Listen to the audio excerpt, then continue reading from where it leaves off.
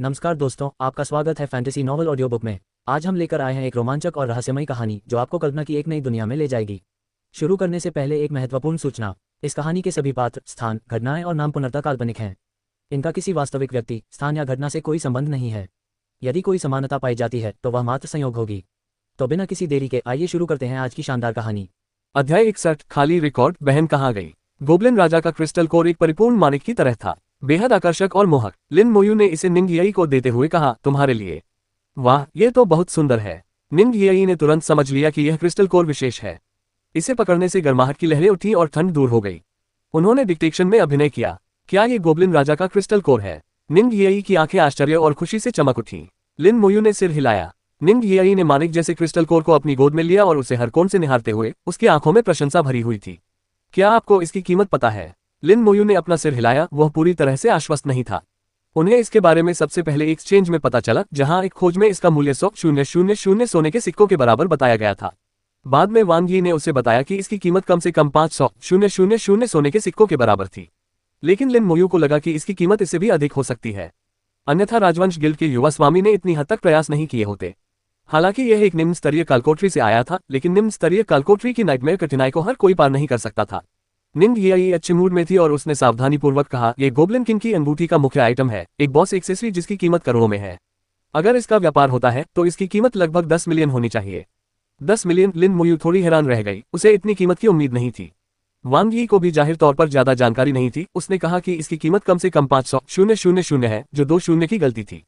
Dynasty guild तो और भी ज्यादा बेईमान था। वह इसे मात्र 100,000 में हासिल करना चाहता था। स्पष्ट रूप से उन लोगों को धोखा देने की कोशिश कर रहा था जो इसके बारे में ज्यादा नहीं जानते थे। आम लोगों के लिए 10 मिलियन वास्तव में बहुत महंगा था, लेकिन निंग यी के लिए ये ज्यादा मायने नहीं रखता। आखिरकार वह लाखों रुपये की कीमत वाला एक मध्यम स्तर का कौशल प्रमाण पत्र भी यूं ही दे सकती थी। निंग यी को गोब्लिन किंग का क्रिस्टल कोर बहुत पसंद आया और उसने बिना किसी झिझक के उसे स्वीकार कर लिया। धन्यवाद। लिन मोयू ने हल्की सी मुस्कान दी। अच्छा हुआ कि उसने इसे स्वीकार कर लिया। खाना खाने के बाद निंग यी ने लिन मोयू को समर कैपिटल यूनिवर्सिटी का भ्रमण कराया। समर कैपिटल यूनिवर्सिटी के भीतर एक इंपीरियल एक्सचेंज और एक यूनिवर्सिटी एक्सचेंज कार्यक्रम आयोजित किया गया था। शाही मुद्रा विनिमय में लेन देन के लिए सोने के सिक्कों का उपयोग किया जा सकता था। University exchange summer capital university का अपना प्लेटफॉर्म था, जहां लेन देन के लिए केवल पॉइंट्स का ही उपयोग किया जा सकता था। कुछ वस्तुएं इंपीरियल एक्सचेंज में नहीं खरीदी जा सकती थीं। आदान प्रदान कार्यक्रमों के अलावा समर कैपिटल यूनिवर्सिटी में पूरे क्षेत्र में फैले दर्जनों कौशल प्रशिक्षण केंद्र भी थे। कौशल प्रशिक्षण मैदान का उपयोग करना मुफ्त नहीं था, इसके लिए अंक खर्च करने पड़ते थे। समर कैपिटल लाइब्रेरी, जिसे इंपीरियल लाइब्रेरी के बराबर माना जाता था, में पुस्तकों और सामग्रियों का विशाल संग्रह था। कुछ किताबें मुफ्त में देखी जा सकती थीं, लेकिन अधिक उन्नत सामग्री तक पहुंचने के लिए अंकों की आवश्यकता होती थी। संक्षेप में कहें तो अंकों के बिना विश्वविद्यालय में आगे बढ़ना लगभग असंभव था। बस इतना ही सुनिश्चित किया जा सकता था कि वे भूखे न मरे। निंग यी के परिचय के माध्यम से लिन मोयू ने विश्वविद्यालय से परिचित होना शुरू किया। अकादमिक मामलों के कार्यालय में लिन मोयू ने अपनी अंतिम नामांकन प्रक्रिया पूरी की। उनके अधिकांश कागजी कार्य पहले ही बाय येयुआन द्वारा संभाले जा चुके थे। बाय येयुआन के प्रभाव के कारण ही अकादमिक मामलों के कार्यालय के कर्मचारी लिन मोयू के प्रति बहुत विनम्र थे। दफ्तर में लिन मोयू ने लिन मोहन के बारे में जानकारी मांगी। जांच करने पर पता चला कि लिन मोहन का नामांकन रिकॉर्ड वास्तव में मौजूद था, लेकिन अब उसके बारे में सारी जानकारी बिल्कुल गायब थी। दफ्तर से निकलते समय लिन मोयू की आंखों में स्पष्ट चिंता झलक रही थी। निंग यी ने उसे दिलासा देते हुए कहा, लिन मोहन तुम्हारा परिवार है ना? मेरी बहन, लिन मोयू ने धीरे से कहा। उन्हें समझ नहीं आ रहा था कि लिन मोहन के रिकॉर्ड खाली क्यों थे। नामांकन रिकॉर्ड से पता चला कि लिन मोहन ने वास्तव में समर कैपिटल यूनिवर्सिटी में प्रवेश लिया था। निंग यी ने कहा, दरअसल खाली रिकॉर्ड होना सामान्य बात है। लिन मोयू ने निंग यी से जवाब पाने की उम्मीद में उधर देखा। हो सकता है कि वह विश्वविद्यालय की ओर से किसी विशेष मिशन पर हो। कुछ मिशनों में गोपनीयता की आवश्यकता होती है, जिसके दौरान रिकॉर्ड तक पहुंच नहीं हो सकती है। यह हो सकता है कि उसने विश्वविद्यालय छोड़ दिया हो, पढ़ाई बीच में ही न छोड़ी हो, बल्कि विश्वविद्यालय से संबद्ध किसी अकादमी में शामिल हो गई हो। विश्वविद्यालय से संबद्ध कई अकादमियां हैं। वे विश्वविद्यालय से संबंधित प्रतीत होती हैं, लेकिन अपेक्षाकृत स्वतंत्र हैं। सबसे प्रसिद्ध क्रिएशन गॉड अकेडमी है। इसके अलावा divine dragon academy, flying heaven academy और अन्य भी हैं। ऐसी 1 दर्जन से अधिक अकादमियां हैं। अगर वह उनमें से किसी एक में शामिल हो जाती तो उसका रिकॉर्ड भी खाली होता। तो चिंता मत करो, हो सकता है तुम्हारी बहन ने अभी अभी किसी अकादमी में दाखिला लिया हो। निंग यी की व्याख्या सुनकर लिन मोयू को कुछ राहत महसूस हुई। वह समर कैपिटल यूनिवर्सिटी पहुंच चुका था और हालांकि वह लिन मोहन को तुरंत नहीं ढूंढ पाया, अब जब वह यहां आ ही गया है तो वह उसे अंततः अवश्य ही ढूंढ लेगा। उन्हें याद आया कि लिन मोहन से आखिरी बार 3 महीने पहले संपर्क हुआ था। इन 3 महीनों में उसके बारे में कोई खबर नहीं मिली थी। हो सकता है कि वह सचमुच किसी मिशन पर हो। ठीक है, चिंता मत करो, सब ठीक हो जाएगा। निंग यी ने लिन मोयू को सांत्वना देते हुए गर्मजोशी से मुस्कुराया। उसकी मुस्कान सूरज की रोशनी जैसी थी, जिसका असर लिन मोयू पर भी पड़ा। धन्यवाद। निंग यी खिलखिलाकर हंस पड़ी, मुझे धन्यवाद देने की कोई जरूरत नहीं है। चलो काम की बात करते हैं। आज आपको विश्वविद्यालय घुमाने के अलावा मैं यहाँ एक मिशन पर आया हूँ। आधे दिन में वे केवल विश्वविद्यालय के सार्वजनिक क्षेत्रों का ही निरीक्षण कर पाए थे। विश्वविद्यालय बहुत बड़ा था, जिसमें सार्वजनिक क्षेत्र 10वें हिस्से से भी कम जगह में फैले हुए थे। विश्वविद्यालय के भीतर कई ऐसी अकादमियां थी जिनमें बाहरी लोगों का प्रवेश वर्जित था। हिडन ड्रैगन अकादमी, अंदर काफी लोग मौजूद थे जो जाहिर तौर पर किसी बात पर चर्चा कर रहे थे। निंग यी लिन मोयू को अंदर लाए। यही वापस आ गया है। एक लंबी महिला ने निंग यी को देखा और तुरंत उसके पास आ गई। निंग यी ने हंसते हुए कहा, सिस्टर ताओ, मैं उससे लाया हूँ। उस महिला ने लिन मोयू की ओर देखा और पूछा, क्या ये वही है जिसका जिक्र भगवान श्वेत ने किया था? ये वही है। निंग यी ने स्वाभाविक रूप से सिस्टर ताओ को अपनी ओर खींचा और परिचय देते हुए कहा, लिन मोयू इस वर्ष की राष्ट्रीय शीर्ष विद्वान। सिस्टर ताओ, हमारी टीम की कप्तान। सिस्टर ताओ ने खुले तौर पर अपना परिचय देते हुए कहा, नमस्ते, मैं जियांग ताताओ हूँ, लेवल 23 एल्फ नाइट। लिन मोयू ने धीरे से कहा, लिन मोयू, लेवल 17 नेक्रोमेंसर। अध्याय 62, कुत्ते इंसानों को काटते हैं, इंसान कुत्तों को नहीं काट सकते। जियांग ताताओ के चेहरे के भाव में कोई बदलाव नहीं आया, लेकिन बाकी लोगों ने कुछ हैरानी जताई। सिर्फ लेवल 17? आप मजाक कर रहे होंगे। अगर हमें किसी को लाना भी पड़े तो हम किसी भी अनजान व्यक्ति को यूं ही नहीं उठा सकते। एक व्यक्ति हाथ में लाठी लिए आंगन में दाखिल हुआ, उसकी आवाज में अहंकार और उद्दंडता झलक रही थी। निंग यी नाराज दिखी और बोली, लिंग जेन, सोच समझ कर बोलो। मोयू राष्ट्रीय स्तर की शीर्ष विद्वान है। लिंग जेन ने उपहास करते हुए कहा, राष्ट्रीय शीर्ष विद्वान? हमारे मुकाबले तो ये कुछ भी नहीं है। हमने पहले भी राष्ट्रीय स्तर के शीर्ष विद्वानों को देखा है, वे सब बेकार हैं। वह बेहद अहंकारी था और लिन मोयू या राष्ट्रीय शीर्ष विद्वान के खिताब को बिल्कुल भी गंभीरता से नहीं लेता था। आंगन में मौजूद अन्य लोगों के चेहरे पर भी गर्व के भाव थे, मानो लिंग जेन की कही बात सच हो। राष्ट्रीय स्तर के शीर्ष विद्वान को वे लोग वास्तव में महत्व नहीं देते थे। लिंग जेन, तुम्हारी बातें बदबूदार हैं, निंग यी ने सीधे जवाब दिया। लिंग जेन ने ठंडी सांस ली और निंग यी को नजरअंदाज करते हुए घमंड से सिर उठाया, तुम्हारा नाम लिन मोयू है ना? मुझे पता है कि श्वेत भगवान ने तुम्हारा परिचय कराया था। सिर्फ इसलिए मत सोचो कि तुम भगवान श्वेत से संबंध रखते हो तो तुम जो चाहो कर सकते हो। हमारी हिडन ड्रैगन टीम में हम ताकत को महत्व देते हैं। इस मुकदमे के लिए आपको साथ लाना ठीक है, लेकिन कृपया चुप रहें और कोई आवाज न करें। हमें मुसीबत में न डालें, वरना सबसे पहले मैं आपसे निपटूंगा। लिन मोयू अवाक रह गई। उसे लगा कि इस आदमी का अहंकार हद से ज्यादा है। उसने पहले भी अहंकारी लोगों को देखा था। शिया परिवार की छोटी बेटी शियाजू काफी अहंकारी थी, लेकिन इस आदमी की तरह नहीं। दिमाग सुन्ना हो गया है। लिन मोयू अचानक बोली। लिंग जेन का चेहरा बदल गया। तुमने क्या कहा? उसके कर्मचारी तुरंत लाल लपटों में घिर गए, जिससे शक्तिशाली ऊर्जा तरंगे निकली। निंग यी ने लिन मोयू के सामने कदम रखा। लिंग जेन, तुम हिम्मत करो। जियांग ताताओ भी लिंग जेन को रोकने के लिए आए। लिंग जेन, रुको। जियांग ताताओ को देखकर लिंग जेन ने धीरे धीरे अपनी आभा समेट ली और उसकी छड़ी पर लगी ज्वालाएं बुझ गईं। बहन ताओ, मैं तुम्हें सम्मान दूंगा। उसने लिन मोयू को गुस्से से घूरा और बिना कुछ कहे एक तरफ चला गया। लेकिन लिन मोयू के प्रति उनकी नाराजगी स्पष्ट थी। जियांग ताताओ ने लिन मोयू की ओर मुड़कर कहा, हम कल सुबह 9 बजे निकलेंगे, आप सब यहीं इकट्ठा हो जाए। मुकदमे की विस्तृत जानकारी मैं आपको कल ही दे पाऊंगा। लिन मोयू ने सिर हिलाते हुए कहा, समझ गई। चलो कुछ सामान खरीद कर तैयारी करते हैं। निंग यी ने लिन मोयू को खींचकर दूर ले गई। उन्हें जाते देख जियांग ताताओ ने हल्की सी आह भरी। लिंग जेन, मुझे पता है तुम नाराज हो, लेकिन व्यक्तिगत दुश्मनी से मुकदमे पर कोई असर नहीं पड़ सकता। साथ ही उसका परिचय लॉर्ड व्हाइट गॉड ने कराया है, इसलिए सावधान रहना। लिंग जेन ने चिड़चिड़ाते हुए कहा, मुझे अपनी सीमाएं पता है। मैं बस परेशान हूं। अगर हम किसी को ला रहे हैं तो वह कोई उपयोगी व्यक्ति होना चाहिए। नेक्रोमेंसर का पेशा क्या है? क्या आपने इसके बारे में सुना है? जियांग ताताओ ने सिर हिलाते हुए कहा, वह राष्ट्रीय स्तर पर शीर्ष विद्वान है। हालांकि इससे हमें कोई खास मतलब नहीं है, लेकिन शीर्ष विद्वान होने का मतलब है कि उनमें कुछ खास बात है। किसी ने बीच में कहा, नेक्रोमेंसर एक नया पेशा लगता है जो इसी साल सामने आया है। इसे एक अनोखा पेशा बताया जाता है। लिंग जेन अब भी तिरस्कारपूर्ण भाव से देख रही थी। हर कुछ वर्षों में नए करियर सामने आते हैं, लेकिन उनमें से अधिकतर बेकार होते हैं। निंग यी ने लिन मोयू को बातचीत की ओर खींचते हुए कहा, उस आदमी से बहस मत करो, वह पागल है और बहस करने लायक नहीं है। लिन मोयू ने धीरे से कहा, कुत्ते इंसानों को काटते हैं, इंसान कुत्तों को नहीं काट सकते। हाँ, निंग यी हंस पड़ी। उसे लिन मोयू के इस पहलू की उम्मीद नहीं थी। वे इंपीरियल एक्सचेंज पहुंचे। लिन मोयू ने पश्चिम सागर की खान के तहखाने से प्राप्त सभी वस्तुओं को तुरंत बेच दिया। उसने माल ढुलाई का विकल्प नहीं चुना। उन्होंने पुनर्चक्रण कार्यों के लिए सामग्री एक्सचेंज में जमा कराई। उसने हथियारों और उपकरणों को सीधे एक्सचेंज को बेच दिया। हथियारों की श्रेणियां iron, bronze, silver, gold, platinum, diamond थी और इनसे ऊपर लेजेंडरी और मिथिक श्रेणियां थीं। कांस्य स्तर केवल प्रवेश स्तर का था, जो 10-20 स्तर के पेशेवरों के लिए उपयुक्त था। इसकी कोई खास कीमत नहीं थी। प्रत्येक हथियार की कीमत लगभग 10,000 सोने के सिक्कों के बराबर थी। अपना सारा सामान रखने के बाद लिन मोयू ने 230,000 सोने के सिक्कों के बदले में सामान का आदान प्रदान किया। हालांकि ज्यादा नहीं था, लेकिन कुछ समय के लिए उसके काम चलाने के लिए काफी था। निंग येई ने कहा, हम कल मुकदमे के लिए जा रहे हैं, आपको कुछ लाल और नीले रंग की दवाएं खरीद लेनी चाहिए। उसने जिन लाल और नीले रंग की औषधियों का जिक्र किया था वे उपचार और शक्ति बढ़ाने वाली औषधियां थीं। चोटों का इलाज करने के लिए औषधियों का इस्तेमाल किया जाता था। चून की तरल पदार्थ लाल रंग का होता था, इसलिए पेशेवर लोग इन्हें लाल औषधि कहते थे। माना पोषण भी इसी तरह के थे, जिनका नाम उनके नीले रंग के कारण रखा गया था और इनका उपयोग आत्मा की शक्ति को बहाल करने के लिए किया जाता था। ये दोनों औषधियां पेशेवरों द्वारा सबसे अधिक उपयोग की जाने वाली उपभोग्य वस्तुएं थीं। जूनियर लाइफ पोशन चोटों को ठीक कर सकता है, लेवल 20 से नीचे के लिए उपयुक्त 1 घंटे का कूलडाउन। जूनियर स्पिरिट पोशन स्पिरिट पावर को बहाल कर सकता है, लेवल 20 से नीचे के लिए उपयुक्त 1 घंटे का कूलडाउन। दोनों औषधियों की कीमत 1000 सोने के सिक्के है। निंग येई की सलाह मानते हुए लिन मोयू ने इनमें से प्रत्येक के 10-10 पीस खरीद लिए। उसने 20,000 सोने के सिक्के खर्च किए। इसके बाद लिन मोयू ने 200,000 सोने के सिक्कों का इस्तेमाल करके 2 जूनियर स्किल स्क्रॉल खरीदे। उसके पास केवल 10,000 सोने के सिक्के ही बचे थे।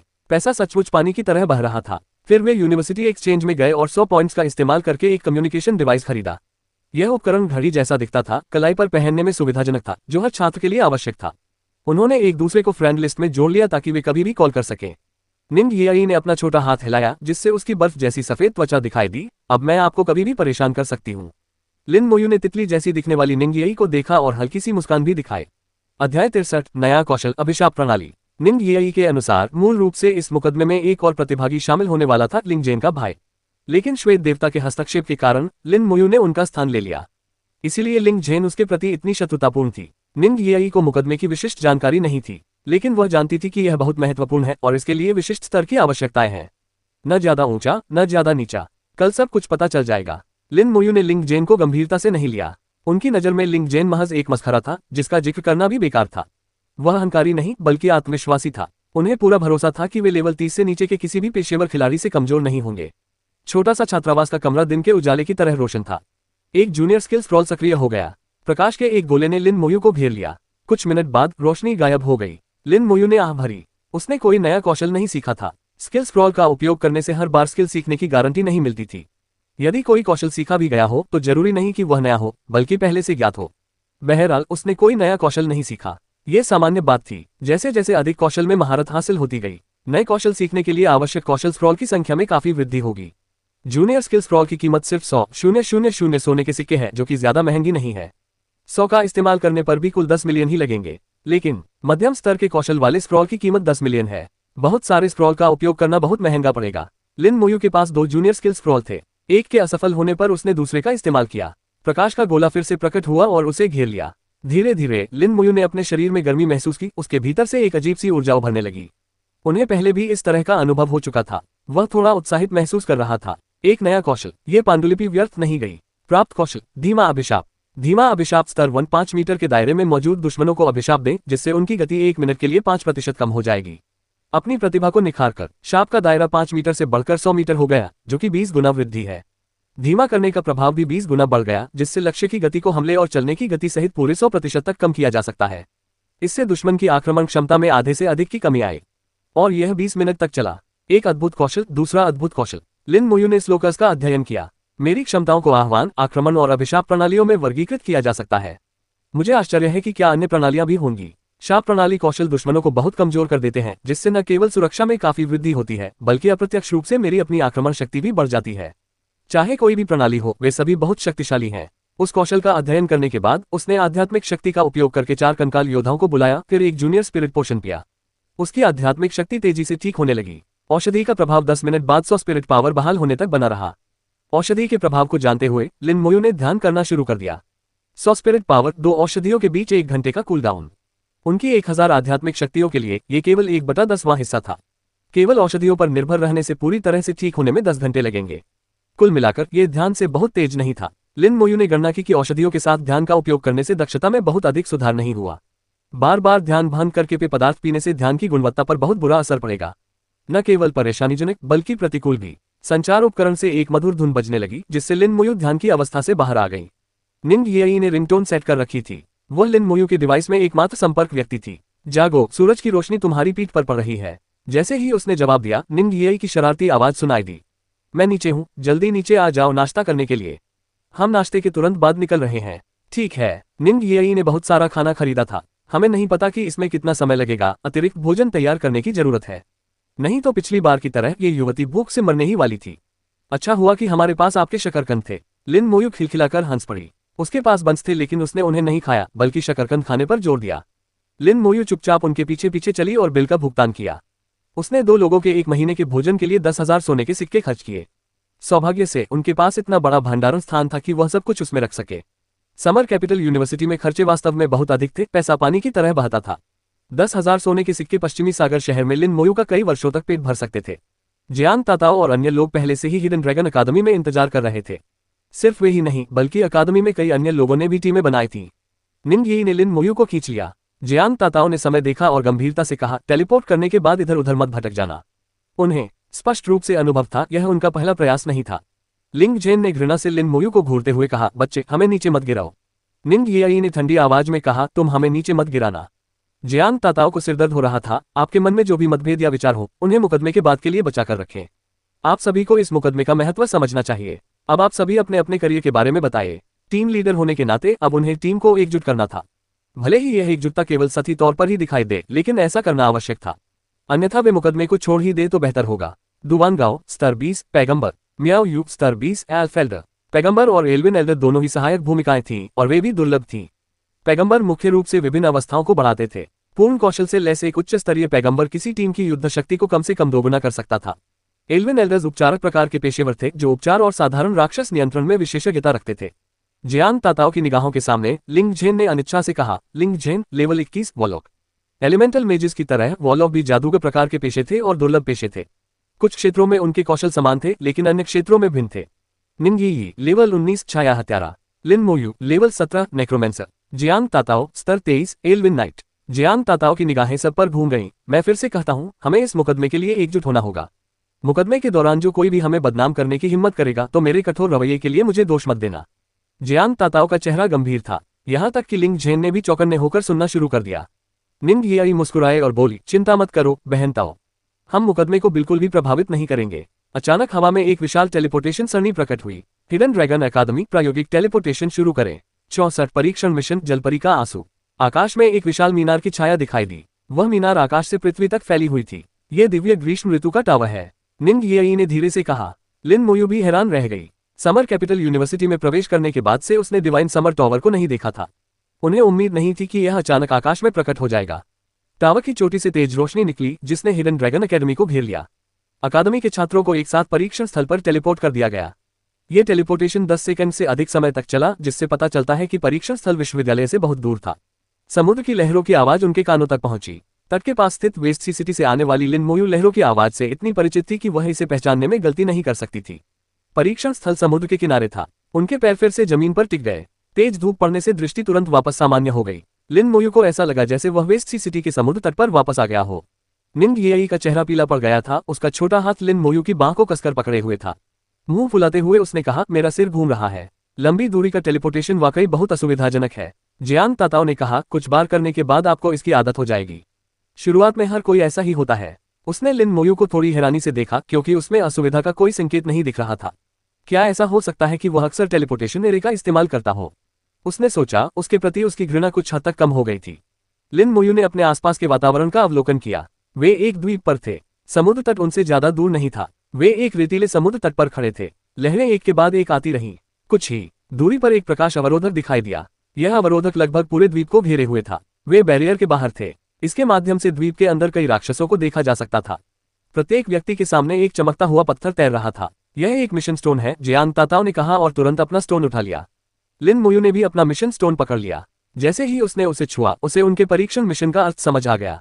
उस द्वीप को मरमेड द्वीप कहा जाता था। ये कई समुद्री जीवों और राक्षसों से भरा हुआ था। द्वीप के केंद्र में एक कालकोठरी थी, मरमेड टियर कालकोठरी। उनका परीक्षण मिशन मरमेड द्वीप में प्रवेश करना, केंद्र तक लड़ते हुए पहुंचना और फिर मरमेड कालकोठरी में प्रवेश करना था। अंतिम बॉस को मारे और उससे मरमेड का आंसू प्राप्त करें। परीक्षण मिशन के 3 मुख्य बिंदु थे। 1. मरमेड आइलैंड में प्रवेश करने वाली टीमों का औसत स्तर 20 से अधिक नहीं हो सकता। ये औसत स्तर था, व्यक्तिगत स्तर नहीं। प्रत्येक टीम में अधिकतम 6 लोग हो सकते हैं। चूंकि उन्हें एक बॉस का सामना करना था, इसलिए नाइट का उच्च स्तर का होना बेहतर था। इसका मतलब यह था कि औसत को संतुलित करने के लिए उन्हें निचले स्तर के व्यक्ति को लाना होगा। लिन मोयू द्वारा लिंग जेन के भाई की जगह लेने के कारण ही लिंग जेन उससे नाराज थी। 2. मरमेड का आंसू केवल नाइटमेयर कठिनाई स्तर में ही मिलेगा, इसलिए टीम की समग्र ताकत बहुत कमजोर नहीं हो सकती, अन्यथा वे इसे पार नहीं कर पाएंगे। केवल 3 जलपरी के आंसू ही गिरेंगे। कालकोटरी को पार करने वाली पहली 3 टीमें ही मरमेड टियर प्राप्त कर सकती थीं। लिन मोयू को गोपनीयता की आवश्यकता समझ में नहीं आई। उसने सोचा, आखिरकार ये सिर्फ एक कालकोटरी को साफ करना ही तो है। क्या मरमेड के आंसू में कुछ विशेष गुण हो सकते हैं? जियांग ताताओ ने मिशन को पढ़ना समाप्त किया और गंभीरता से कहा, मुझे उम्मीद नहीं थी कि यह परीक्षण मिशन मरमेड द्वीप होगा। कई प्रायोगिक अभियानों का अनुभव होने के कारण वह उनसे कहीं अधिक जानती थी। मरमेड कालकोटरी से प्रति वर्ष केवल 3 मरमेड के आंसू ही मिलते हैं। जलपरी के आंसुओं का उपयोग बहुत ही खास उपकरण बनाने के लिए किया जा सकता है, जिसके शानदार प्रभाव होते हैं। Mermaid island divine summer empire के क्षेत्र में नहीं है, तो हमारे दिव्य ग्रीष्म साम्राज्य के अलावा अन्य देशों के लोग भी हर साल मरमेड द्वीप पर आते हैं। इस बार हमारी पूरी हिडन ड्रैगन अकादमी कुल 10 टीमों के साथ जुड़ गई है। हम टीम 2 हैं। हम न केवल अपने अकादमी के सहपाठियों के साथ प्रतिस्पर्धा कर रहे हैं, बल्कि अन्य देशों के पेशेवर करियर वाले लोगों के साथ भी प्रतिस्पर्धा कर रहे हैं। जियांग ताताओ ने पूरी स्थिति स्पष्ट कर दी। निंग येई ने पूछा, फिर हम क्या करेंगे? अगर हमारा उनसे सामना हो जाए तो क्या हमें उन्हें मारना पड़ेगा? बोलते समय उसने अनजाने में लिन मोयू की ओर देखा, जिसने वास्तव में पहले लोगों की हत्या की थी। हत्या के बारे में सुनकर लिन मोयू को छोड़कर बाकी सभी लोग स्पष्ट रूप से तनावग्रस्त हो गए। लिन मोयू अविचलित रही। जियांग ताताओ ने सिर हिलाते हुए कहा, आमतौर पर ऐसी नौबत नहीं आती। पहले भी ऐसी घटनाएं हुई हैं। ज्यादातर मामलों में सिर्फ कालकोटरी के प्रवेश द्वार पर पहरा देकर प्रवेश रोकने की कोशिश की गई है। हत्या जैसी घटनाएं बहुत कम होती हैं। ये सुनकर सब लोग निश्चिंत हो गए। जियांग ताताओ ने आगे कहा, लेकिन हम लापरवाह नहीं हो सकते। पहले भी मौतें हो चुकी हैं। ठीक है, चलिए मरमेड आइलैंड में प्रवेश करने की तैयारी करते हैं। दुवानगाओ, बफ्स लागू करो। दुवानगाओ ने जवाब दिया और अपनी प्रतिभा का प्रदर्शन शुरू कर दिया। सभी के चेहरे पर तुरंत ही आभा प्रकट हो गई। शक्ति में वृद्धि, चपलता में वृद्धि, रक्षा में वृद्धि, माना सक्रियण। इन सुधारों के साथ सभी के गुणों में काफी वृद्धि हुई। लिन मोयू ने इन लाभों का असर महसूस किया। ताकत, फुर्ती, तंदुरुस्ती और मनोबल सभी में 30% की वृद्धि हुई। जादूगर की कौशल शक्ति में 20% की वृद्धि हुई। सभी बफ्स 1 घंटे तक रहेंगे। पैगंबर द्वारा दिए गए लाभों के साथ सभी की युद्ध शक्ति में काफी वृद्धि हुई। प्रोफेट वास्तव में एक शक्तिशाली सहायक करियर था, जो विशेष रूप से उच्च कठिनाई वाले कालकोटरियों में अपरिहार्य था। एक पैगंबर की मदद से किसी टीम की युद्ध क्षमता कई गुना बढ़ सकती है। हालांकि लिन मोयू की दैवीय प्रतिभा की तुलना में पैगंबर की क्षमता में किए गए सुधार बहुत कमजोर थे। पैगंबर के दिए गए वरदानों का कंकाल योद्धाओं पर क्या प्रभाव पड़ेगा? लिन मोयू ने सोचा। एक विचार के साथ ही उसके बगल में एक कंकाल योद्धा प्रकट हो गया। अचानक कहीं से ठंडी हवा चलने लगी, जिससे तापमान में कुछ डिग्री की गिरावट आ गई। कंकाल योद्धा के अचानक प्रकट होने से सभी लोग चौंक गए। ठंडी हवाओं से घिरा हुआ, टिमटिमाती आत्मा की अग्नि और पाले से चमकती तलवार के साथ इससे भयानक खरोंचने जैसी आवाजें आ रही थीं। सभी को शक्ति प्रदान कर रहे दुआनगाओ इतने चौंक गए कि उनका हाथ कांपने लगा और उन्होंने मंत्र पढ़ना बंद कर दिया। मियाओ यू चीख पड़ी और जियांग ताताओ के पीछे छिप गई। बकवास, एक मरे हुए का आह्वान। जियांग ताताओ भी शांत नहीं था। लिन मोयू, क्या ये तुम्हारा बुलावा है? लिन मोयू ने दुआनगाओ की ओर देखते हुए कहा, कृपया इसे भी पॉलिश कर दीजिए। और ठीक है, दुआनगाओ हकलाते हुए बोला। खुद को संभालने में 2 सेकंड का समय लेने के बाद उसने खुद को शांत किया और सभी को पॉलिश करना जारी रखा। जैसे ही प्रत्येक टीम ने बफ का इस्तेमाल किया, समुद्र तट पर लगातार रोशनी चमकती रही। आसपास देखने पर हर जगह दुर्लभ पेशे मौजूद थे। अन्य शहरों में शायद ही देखने को मिलने वाले पेशे यहाँ आम थे। लिन मोयू को अब समझ में आ गया था कि श्वेत ईश्वर का समर कैपिटल विश्वविद्यालय के आंतरिक सदस्यों से क्या तात्पर्य था। इन लोगों ने बचपन से ही प्रतिभा का परिचय दिया, विश्वविद्यालय में ही पढ़ाई की और वहीं पले बढ़े, फिर वहीं उन्होंने अपने करियर में बदलाव किया। वे मूलतः समर कैपिटल यूनिवर्सिटी द्वारा प्रशिक्षित पेशेवर थे। लगभग सभी लोगों को एक असाधारण करियर मिला और उन्हें सर्वोत्तम शिक्षा और संसाधन प्राप्त हुए। अन्य शहरों के पेशेवर करियर से कहीं बेहतर। निंग येई की तरह वह भी लिन मोयू की ही उम्र की है, लेकिन पहले से ही 19वें स्तर पर है और वह लिन मोयू से भी ज्यादा जानती थी। जियांग ताताओ उनसे सिर्फ 1 साल बड़ा था, लेकिन पहले से ही लेवल 23 पर था। हम दुआनगाओ आश्चर्यचकित होकर बोला, मेरी योग्यताएं इसमें काम नहीं आएंगी। कंकाल योद्धा के संपर्क में आते ही शक्तिशाली आभाएं गायब हो गई। उन्होंने कई बार कोशिश की, लेकिन परिणाम वही रहा। लिन मोयू निराश नहीं हुई। शायद उसकी प्रतिभा इतनी प्रबल थी कि उसने दुआनगाओ जैसे निम्न स्तर के कौशल को सीधे तौर पर पछाड़ दिया। बफ्स भी अप्लाई नहीं कर सकते, कितना बेकार है, लिंग जेन ने तिरस्कारपूर्वक कहा। लिन मोयू ने उसकी ओर मुड़कर देखा, उसकी निगाहें ठंडी थीं। कई बार उकसाए जाने पर लिन मोयू की भी एक सीमा थी। कंकाल योद्धा की आंखें लाल चमक उठी और वह भी लिंग जेन की ओर मुड़ गया। ठंडी हवा के झोंके के साथ उसकी आत्मा की अग्नि बेतहाशा झिलमिला रही थी। लिंग जेन की रीढ़ की हड्डी में सिहरन दौड़ गई और जैसे ही उसकी छड़ी में आग लगी, वह अनजाने में पीछे हट गया। जियांग ताताओ ने तुरंत प्रतिक्रिया देते हुए उनके बीच में कदम रखा और कहा, लड़ाई को बाद के लिए छोड़ो, पहले परीक्षण पूरा कर लेते हैं। लिन मोयू ने सिर हिलाया और अपनी नजरें हटा ली। लिंग जेन ने गहरी सांस ली और खुद को नियंत्रित करने की कोशिश की। जब कंकाल योद्धा ने अभी अभी उसकी ओर देखा तो उसे सचमुच अपने ऊपर जानलेवा खतरा महसूस हुआ। आकाश से एक जोरदार धमाका हुआ, जो मुकदमे की शुरुआत का संकेत था। जियांग ताताओ ने तुरंत कहा, द्वीप में प्रवेश करो। समूह ने एक टीम बनाई, जिसे प्रकाश अवरोधक द्वारा एक इकाई के रूप में माना गया। उनका औसत स्तर ठीक 20 था, जो नियमों के अनुरूप था। मरमेड आइलैंड में प्रवेश करते ही सभी को ऐसा महसूस हुआ मानो वे पानी के पर्दे से गुजर रहे हों। अध्याय 65 आखिरी बार। द्वीप की हवा में नमी की मात्रा अधिक थी। हर सांस के साथ मछली जैसी तेज गंध आ रही थी। वहां नमी अत्यधिक थी, मानो पानी में भीगा हुआ हो। ये बहुत असुविधाजनक था। कितनी भयानक जगह है, बदबूदार और मछली जैसी गंध वाली। निंगियाई ने अपनी नाक ढंक ली, उसे वह गंध बिल्कुल पसंद नहीं थी। द्वीप के केंद्र में एक प्रमुख पर्वत शिखर था। मरमेड का तहखाना पहाड़ की चोटी पर था। दूर से ही पहाड़ से नीचे गिरता हुआ एक विशाल झरना दिखाई दे रहा था। शिखर पर मत्स्य कन्या के तहखाने का प्रवेश द्वार पानी के भीतर एक भंवर की तरह घूम रहा था। जियांग ताताओ ने पहाड़ की ओर देखकर उनकी दिशा की पुष्टि की। द्वीप कल्पना से कहीं अधिक विशाल था। जल अवरोध पार करने के बाद सभी लोग तितर बितर हो गए। कभी घनी भीड़ हुआ करती थी, लेकिन अब वहां कहीं भी नजर नहीं आ रही थी। हमें जल्दी आगे बढ़ना होगा। हमारा लक्ष्य मरमेड कालकोटरी है, जियांग ताताओ ने गंभीरता से कहा। यदि संभव हो तो राक्षसों से लड़ने से बचे। वह आगे बढ़ी और दौड़ पड़ी। बाकी लोग भी तुरंत उनके पीछे पीछे आ गए। चारों ओर तालाब थे, जिनमें कई राक्षस दिखाई दे रहे थे। ये राक्षस आधे इंसान और आधे मछली थे, जिनका शरीर शल्कों से ढका हुआ था। वे कहानियों में वर्णित जलपरियों जितनी सुंदर और प्यारी नहीं थीं। उनके बाहर निकले हुए नुकीले दांत बहुत तेज थे, जो सूरज की रोशनी में ठंडी चमक बिखेर रहे थे। इसमें कोई शक नहीं कि उनके दांत स्टील को भी काट सकते थे। टीम तालाबों के बीच बने संकरे रास्तों से तेजी से आगे बढ़ी। अचानक एक छपछपाहट के साथ एक जलपरी राक्षस तालाब से निकलकर सीधे उनकी ओर आ गिरा। जियांग ताताओ ने अत्यंत तेजी से प्रतिक्रिया दी और तुरंत एक कौशल का उपयोग किया। ताना, शूरवीर की विशिष्ट कुशलता। जलपरी राक्षस को बहुत अपमानित महसूस हुआ। वह अचानक जियांग ताताओ की ओर मुड़ा। उसकी आंखें लाल चमक रही थीं, मानो उसने अपना सारा विवेक खो दिया हो। लिन मोयू ने जलपरी पर जासूसी का प्रयोग किया। जलपरी जनजाति का सैनिक, स्तर 19, शक्ति 300, फुर्ती 150, आत्मा 200, संविधान 320, कौशल कोई नहीं। ये गुण लेवल 19 के मॉन्स्टर के मानक के अनुरूप थे। बहुत ताकतवर नहीं और कोई कौशल नहीं। ऐसे खूंखार राक्षस उनका मुकाबला नहीं कर सकते थे। शुल्क, जलपरी राक्षस के आने से पहले ही जियांग ताताओ अपनी ढाल उठाकर आगे बढ़ चुकी थी। चार्ज स्किल की मदद से उसने पल भर में 10 मीटर की दूरी तय कर ली और मरमेड मॉन्स्टर से टकरा गई। एक जोरदार धमाके के साथ मत्स्यांगना राक्षस कई मीटर दूर जा गिरा। इसी क्षण एक आग का गोला निकला और उसने मत्स्यांगना राक्षस को सटीक रूप से निशाना बनाया। एक जोरदार धमाके के साथ मत्स्य कन्या राक्षस आग की लिपटों में गिर गई। लेकिन यह मरा नहीं, बल्कि जियांग ताताओ पर फिर से हमला करने के लिए संघर्ष करता रहा। इसके पीछे एक परछाई चमकी और निंगियाई इसके बगल में प्रकट हुई। वार करते समय उसका खंजर चमक उठा। घातक हमला। जैसे ही खंजर ने मत्स्यांगना राक्षस के हृदय को भेदा, वह कौशल सक्रिय हो गया। जलपरी राक्षस के शरीर पर मौजूद शल्क एक दर्दनाक चीख के साथ गिर पड़े और बिखर गए। फिर एक बर्फीला तीर निकला और जलपरी राक्षस को जा लगा। वह पूरी तरह से जम गया था, हिलना डुलना बंद कर दिया था। स्तर 19 के मत्स्यकन्या जनजाति के सैनिक को मार गिराया। अनुभव जोड़ 1500। जियांग ताताओ को मछली का शल्क X1 प्राप्त हुआ। लिन मोयू को सूचना मिली कि मत्स्यांगना राक्षस को मार दिया गया है। 6 लोगों की टीम में होने के कारण प्राप्त अनुभव का स्तर अधिक नहीं था। टीम लीडर होने के नाते जियांग ताताओ को सभी गिरी हुई वस्तुएं प्राप्त हुई। यह एक परीक्षण था, न कि लेवल बढ़ाने के लिए, इसलिए लिन मोयू को कोई आपत्ति नहीं थी। जलपरी राक्षस से शीघ्रता से निपटने के बाद टीम आगे बढ़ गई। रास्ते में उन्हें राक्षसों की कई और लहरों का सामना करना पड़ा। जैसे जैसे वे पहाड़ के करीब पहुंचते गए, राक्षसों की संख्या बढ़ती गई। उनका स्तर भी धीरे धीरे बढ़ता गया। बाद में उनका सामना 21वें स्तर के राक्षसों से हुआ, जिन्हें हराने में उन्हें काफी मशक्कत करनी पड़ी। एक लेवल 21 के राक्षस को मारने के बाद जियांग ताताओ ने पहाड़ की ओर देखा। हमारी मौजूदा गति से द्वीप के केंद्र तक पहुंचने में कम से कम 3 घंटे लगेंगे। पहाड़ पर चढ़ने में भी समय लगेगा। हम बहुत धीमे हैं। अब से जब भी हमारा सामना राक्षसों से होगा, मियाओयू उन्हें नियंत्रित करेगी। हो सके तो लड़ाई से बचें। चलो कालकोटरी की ओर तेजी से चले। जियांग ताताओ ने राक्षसों को नजरअंदाज करने और अपनी गति बढ़ाने का फैसला किया। मियाओयू ने सिर हिलाकर कहा, समझ गई। टीम ने अपनी गति बढ़ा दी। राक्षसों का दोबारा सामना होने पर मियाओयू ने सीधे नियंत्रण कौशल का उपयोग किया। हवा से बंधन। उस कुशलता के साथ हवा के तत्व धीरे धीरे गतिमान हुए, राक्षसों को बेड़ियों की तरह जकड़ लिया। इसका असर 1 मिनट तक रहा। जब तक इसका प्रभाव खत्म हुआ, तब तक वे बहुत दूर जा चुके थे।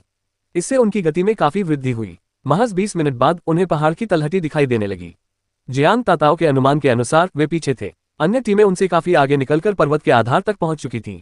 पहाड़ की चोटी से एक झरना नीचे गिर रहा था। पहाड़ पर चढ़ने के लिए केवल एक ही संकरा रास्ता था। जलपरी जैसे राक्षस झरने और रास्ते पर खड़े थे, विशेषकर पर्वत की तलहटी में, जहां झरने ने कई आपस में जुड़े हुए तालाबों का निर्माण किया था। तालाबों ने मिलकर एक घुमावदार सड़क का निर्माण किया था। जलपरी जैसे राक्षस हर जगह थे, उनसे बचना नामुमकिन था। कुछ टीमें पहले ही पर्वत के आधार तक पहुंच चुकी थीं और चढ़ाई की तैयारी में राक्षसों को हटा रही थीं।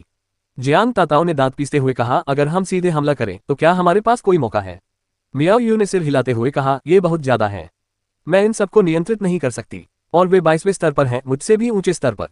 मेरे कौशल के विफल होने की संभावना है। जब राक्षस मियाओयू से उच्च स्तर के होते थे तो उसकी क्षमताओं के विफल होने की संभावना रहती थी।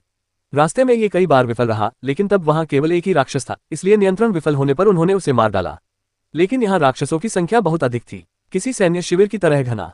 जियान ताताओ ने भौहें चढ़ाईं। अगर वे पूरी तरह से सफाई कर भी लें तो इसमें कम से कम 1 घंटा लगेगा, जिससे वे काफी पीछे रह जाएंगे। लेकिन मियाओयू के नियंत्रण के बिना सीधे आगे बढ़ना बहुत मुश्किल होगा। यहाँ तक कि वे मत्स्य कन्या राक्षसों से घिर भी सकते हैं, जिससे टीम खतरे में पड़ सकती है। जियान ताताओ दुविधा में फंस गया था। लिन मोयू ने आगे के रास्ते पर नजर डाली और पाया कि उसे सबसे छोटा रास्ता मिल गया है। मैं ये करूंगा, उसने अचानक कहा। लिंग जेन ने लगभग सहज भाव से उपहास करते हुए कहा, तुम एक 17वें स्तर का मामूली आदमी क्या कर सकता है। लिन मोयू ने पूरे रास्ते कोई कार्रवाई नहीं की, बस पीछे पीछे चलती रही। निंग येई के अलावा कोई भी उसकी क्षमताओं के बारे में नहीं जानता था। निंग येई ने गुस्से से कहा, लिंग, अपना बदबूदार मुंह बंद करो। जियान ताताओ ने लिंग जेन को घूर कर देखा और उसे चुप रहने का इशारा किया। फिर उसने लिन मोयू से पूछा, तुम्हारी आगे क्या योजना है। लिन मोयू ने कहा, जलपरी राक्षसों को लुभाने के लिए कंकाल योद्धाओं का उपयोग करो। जियान ताताओ की आंखें चमक उठी। उसे याद आया कि लिन मोयू एक जादूगरनी थी। हालांकि उसे यह समझ नहीं आता था कि जादूगर क्या कर सकते हैं। उसे पता था कि उसे समन मिला है। जलपरी राक्षसों को लुभाने के लिए समन का उपयोग करना एक अच्छा तरीका था। इससे जियान ताताओ ने यह भी देखा कि जो टीमें पर्वत की तलहटी तक पहुंच चुकी थी, उनमें भी समन मौजूद थे। वे संभवतः जलपरी राक्षसों को लुभाने के लिए भी आह्वान का उपयोग कर रहे थे। जियान ताताओ ने कहा, तो फिर यह आप पर निर्भर करता है। बाकी सब तैयार हो जाओ। जब राक्षस दूर चले जाएंगे तब हम हमला करेंगे। लिन मोयू ने ध्यान केंद्रित किया और कंकाल योद्धा अपनी अनूठी खड़खड़ाहट की आवाज के साथ आगे बढ़े। इतनी जल्दी? जियान ताताओ की आंखें चौड़ी हो गईं। कंकाल योद्धाओं की गति उसकी अपेक्षाओं से कहीं अधिक थी। पलक झपकते ही वे दर्जनों मीटर दौड़कर एक जलपरी राक्षसों के समूह के सामने प्रकट हो गए। जलपरी राक्षसों ने तीखी चीखें निकाली और तुरंत कंकाल योद्धाओं पर हमला कर दिया। कंकाल योद्धाओं ने उनकी अनदेखी की और भागने लगे। वे दूसरे तालाब की ओर भागे और वहां मौजूद सभी जलपरी राक्षसों को बाहर निकाल लाए। फिर वे दूसरे तालाबों की ओर भागे। कुछ ही क्षणों में 1 दर्जन से अधिक मत्स्यांगना राक्षस कंकाल योद्धाओं का पीछा करने लगे। कंकाल योद्धा राक्षसों के एक समूह का नेतृत्व करते हुए दूर दूर तक भागते चले गए। रास्ता साफ होते ही जियान ताताओ चिल्लाया, जाओ। टीम ने तेजी से प्रगति की। कंकाल योद्धा आगे दौड़ पड़े और रास्ते में आने वाले राक्षसों को अपनी ओर आकर्षित करके रास्ता साफ करते गए। टीम की प्रगति बहुत ही सुचारू रही। कुछ ही मिनटों में वे पर्वत के आधार तक पहुंच गए थे। तब तक 100 से अधिक राक्षस कंकाल योद्धाओं का पीछा कर रहे थे। लिन मोयू के नियंत्रण में कंकाल योद्धा और भी दूर तक भागते चले गए। अचानक कंकाल योद्धा गायब हो गए। लिन मोयू ने उन्हें अपने संबंध स्पेस में वापस बुला लिया था। जलपरी राक्षसी आकृतियां अचानक अपना लक्ष्य खो बैठी और भ्रमित दिखने लगी।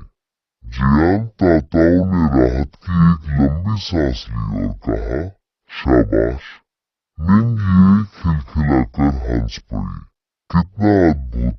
दुआन राव और मियाओयू ने भी लिन मोयू को प्रशंसा भरी नजरों से देखा। वे इसके लिए उनके ऋणी थे। लिंग जेन ने ठंडे लहजे में कहा, आपने ये शुरू से क्यों नहीं किया? हम अब तक शीर्ष पर पहुंच सकते थे। लिन मोयू ने अपना सिर घुमाया और उसे ऐसे देखा जैसे वो कोई मूर्ख हो। क्या यह आदमी जादूगर नहीं होना चाहिए था? जादूगरों को बुद्धिमान होना चाहिए। यह आदमी इतना बेवकूफ कैसे लग रहा था?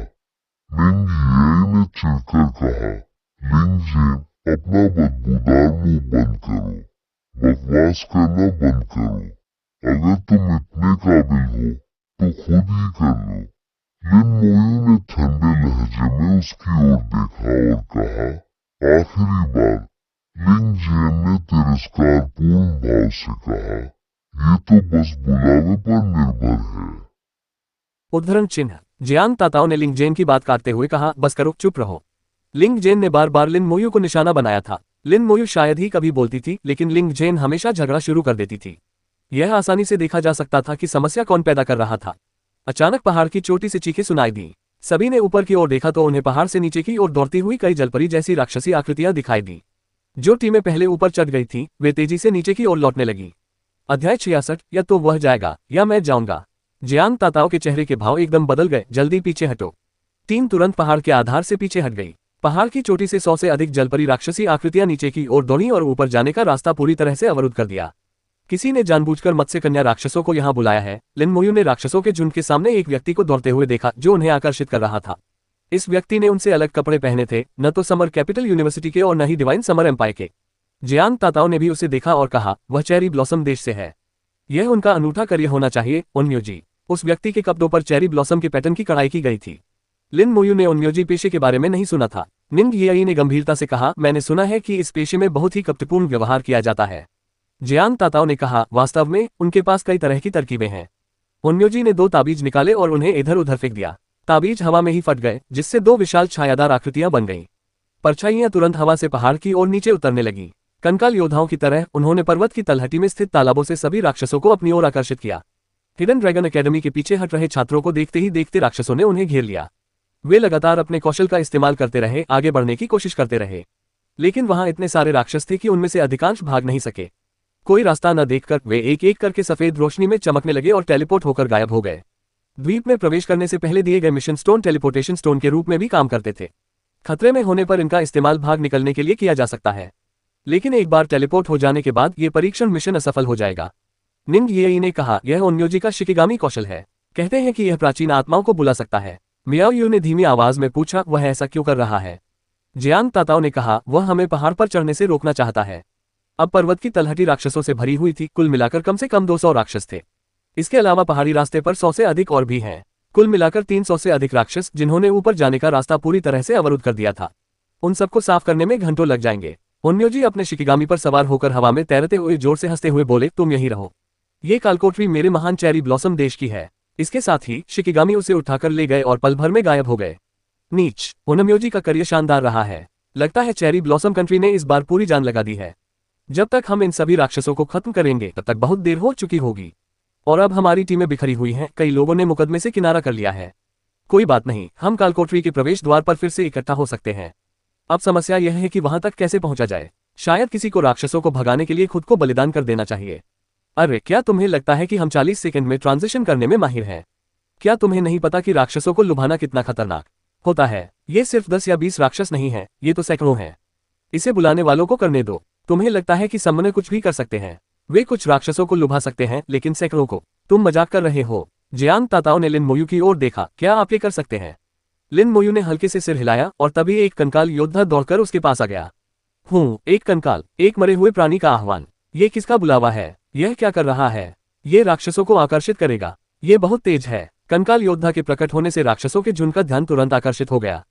कई जलपरी राक्षस चीखते हुए कंकाल योद्धा के पीछे दौड़ पड़े। पलक झपकते ही आसपास के 1/3 राक्षस गायब हो गए। जियांग ताताओ ने आह भरी, बहुत बुरा हुआ कि अभी भी इतने सारे लोग बचे हैं। चटक चटक, एक और कंकाल योद्धा दौड़कर आया। 2 जियांग ताताओ की आंखें आश्चर्य से चमक उठी। उसे हैरानी हुई कि लिन मोयू के पास दूसरा कंकाल योद्धा भी था। आशा की किरण थी। दूसरे कंकाल योद्धा ने भी ऐसा ही किया और राक्षसों के एक और समूह को अपनी ओर आकर्षित कर लिया। पहाड़ की तलहटी में मौजूद राक्षस लगभग गायब हो चुके थे। केवल पहाड़ी रास्ते पर मौजूद राक्षस ही बचे थे। इन राक्षसों के बचे रहने के बावजूद इन्हें अभी खत्म करना कहीं अधिक तेज होगा। बहुत अच्छा, बहुत बढ़िया काम किया भाई। तुम कमाल के हो भाई। मुकदमे के बाद मैं तुम्हें एक ड्रिंक पिलाऊंगा। मैं भविष्य में तुम्हें कालकोटरी में ले जाऊंगा। सभी ने लिन मोयू की प्रशंसा की। निंग येई ने शानदार ढंग से मुस्कुराया। ऐसा लग रहा था कि लिन मोयू की प्रशंसा सुनकर वह खुद की प्रशंसा होने से भी ज्यादा खुश थी। केवल लिंग जेन का चेहरा पीला पड़ गया था। ऐसा लग रहा था जैसे उसने कुछ सड़ा हुआ खा लिया हो। इसी क्षण एक तीसरा कंकाल प्रकट हुआ। एक तीसरा भी है, अब हम इसे हासिल कर लेंगे। सभी ने उत्साहपूर्वक जयकारे लगाए। चढ़ने की तैयारी करो, लिन मोयू ने धीरे से कहा। जियांग ताताओ तैयार था। तैयार हो जाओ। तीसरा कंकाल तेजी से आगे बढ़ा और पहाड़ी रास्ते पर मौजूद राक्षसों को अपनी ओर आकर्षित करने लगा। जियांग ताताओ ने इस अवसर का लाभ उठाते हुए तेजी से पहाड़ की ओर उड़ान भरी। ये देखकर अन्य टीमों ने भी तुरंत उनका अनुसरण किया। दरअसल लिन मोयू को इतनी मेहनत करने की जरूरत नहीं थी। वह कॉप्स एक्सप्लोजन का इस्तेमाल करके इन राक्षसों को तुरंत खत्म कर सकता था, लेकिन लिंग जेन की उपस्थिति के कारण लिन मोयू नहीं चाहती थी कि इस व्यक्ति को फायदा मिले। अब वे एक टीम की तरह खेल रहे थे। अगर वह कॉप्स एक्सप्लोजन का इस्तेमाल करता तो इसका फायदा सभी को बराबर मिलता। उसे ऐसा क्यों करना चाहिए? कई बार उकसाए जाने के बाद लिन मोयू के शांत स्वभाव की भी एक सीमा होती है। अगर यह घटना कहीं और हुई होती तो लिंग जेन शायद अब तक मर चुकी होती। सभी लोग तेजी से पहाड़ की ओर दौड़ पड़े। वे कुछ ही मिनटों में कई 100 मीटर ऊंचे पहाड़ की चोटी पर पहुंच गए। उन्होंने कालकोटरी का प्रवेश द्वार देखा। पहाड़ की चोटी के दूसरी ओर एक और समूह अभी अभी ऊपर की ओर दौड़ा था। कालकोटरी में प्रवेश करो, उन्हें आगे मत बढ़ने दो, हिडन ड्रैगन एकेडमी के लोगों ने चिल्लाकर कहा। जियांग ताताओ भी तेजी से कालकोटरी के प्रवेश द्वार की ओर दौड़ा। वे यहाँ कैसे पहुंचे? क्या वे भी उड़ सकते हैं? हवा में अपने शिकिगामी पर बैठे ओन्योजी हैरान नजर आ रहे थे। उसने स्पष्ट रूप से इतने सारे राक्षसों को रास्ते में रुकावट डालने के लिए लुभाया था। उन राक्षसों को खत्म करने में घंटों लग जाने चाहिए थे। तब तक चेरी ब्लॉसम कंट्री की टीमें कालकोटरी का काम खत्म करके वहां से जा चुकी होंगी। उन्हें उम्मीद नहीं थी कि हिडन ड्रैगन एकेडमी इतनी जल्दी तरक्की करेगी और उनकी उम्मीदों से कहीं आगे निकल जाएगी। दोनों पक्ष पहाड़ की चोटी की ओर दौड़े, एक दूसरे की ओर देखा और फिर एक साथ कालकोटरी के प्रवेश द्वार की ओर दौड़ पड़े। वूश वूश, तीर हवा में फटते हुए बारिश की तरह गिरने लगे। सावधान रहो, तीरंदाजों की तीरों की बारिश हो रही है। चेरी ब्लॉसम कंट्री के तीरंदाजों ने अचानक अपनी कुशलता का इस्तेमाल करते हुए हमला कर दिया। जादूगरों ने ढालें उठा ली। शूरवीरों ने सुरक्षा कौशल सक्रिय कर दिए। लिन मोयू के सामने दो कंकाल प्रकट हुए जिन्होंने उसे और निंग यी को ढाल बना दिया। अगर वे हमला करने की हिम्मत करते हैं तो उन्हें करारा जवाब दो। उन पर जमकर प्रहार करो, पीछे मत हटो। हिडन ड्रैगन अकादमी के तीरंदाजों और जादूगरों ने भी अपने कौशल का प्रदर्शन किया। तीर हर तरफ उड़ने लगे, मंत्र बेतरतीब ढंग से विस्फोट करने लगे। हालांकि वे केवल लगभग 20 स्तर के पेशेवर थे, लेकिन उनके कौशल काफी शानदार थे। उपचारकर्ता लगातार उपचार करते हुए पीछे खड़े रहे, जबकि सहायक वर्ग तेजी से स्थिति की भरपाई करते रहे।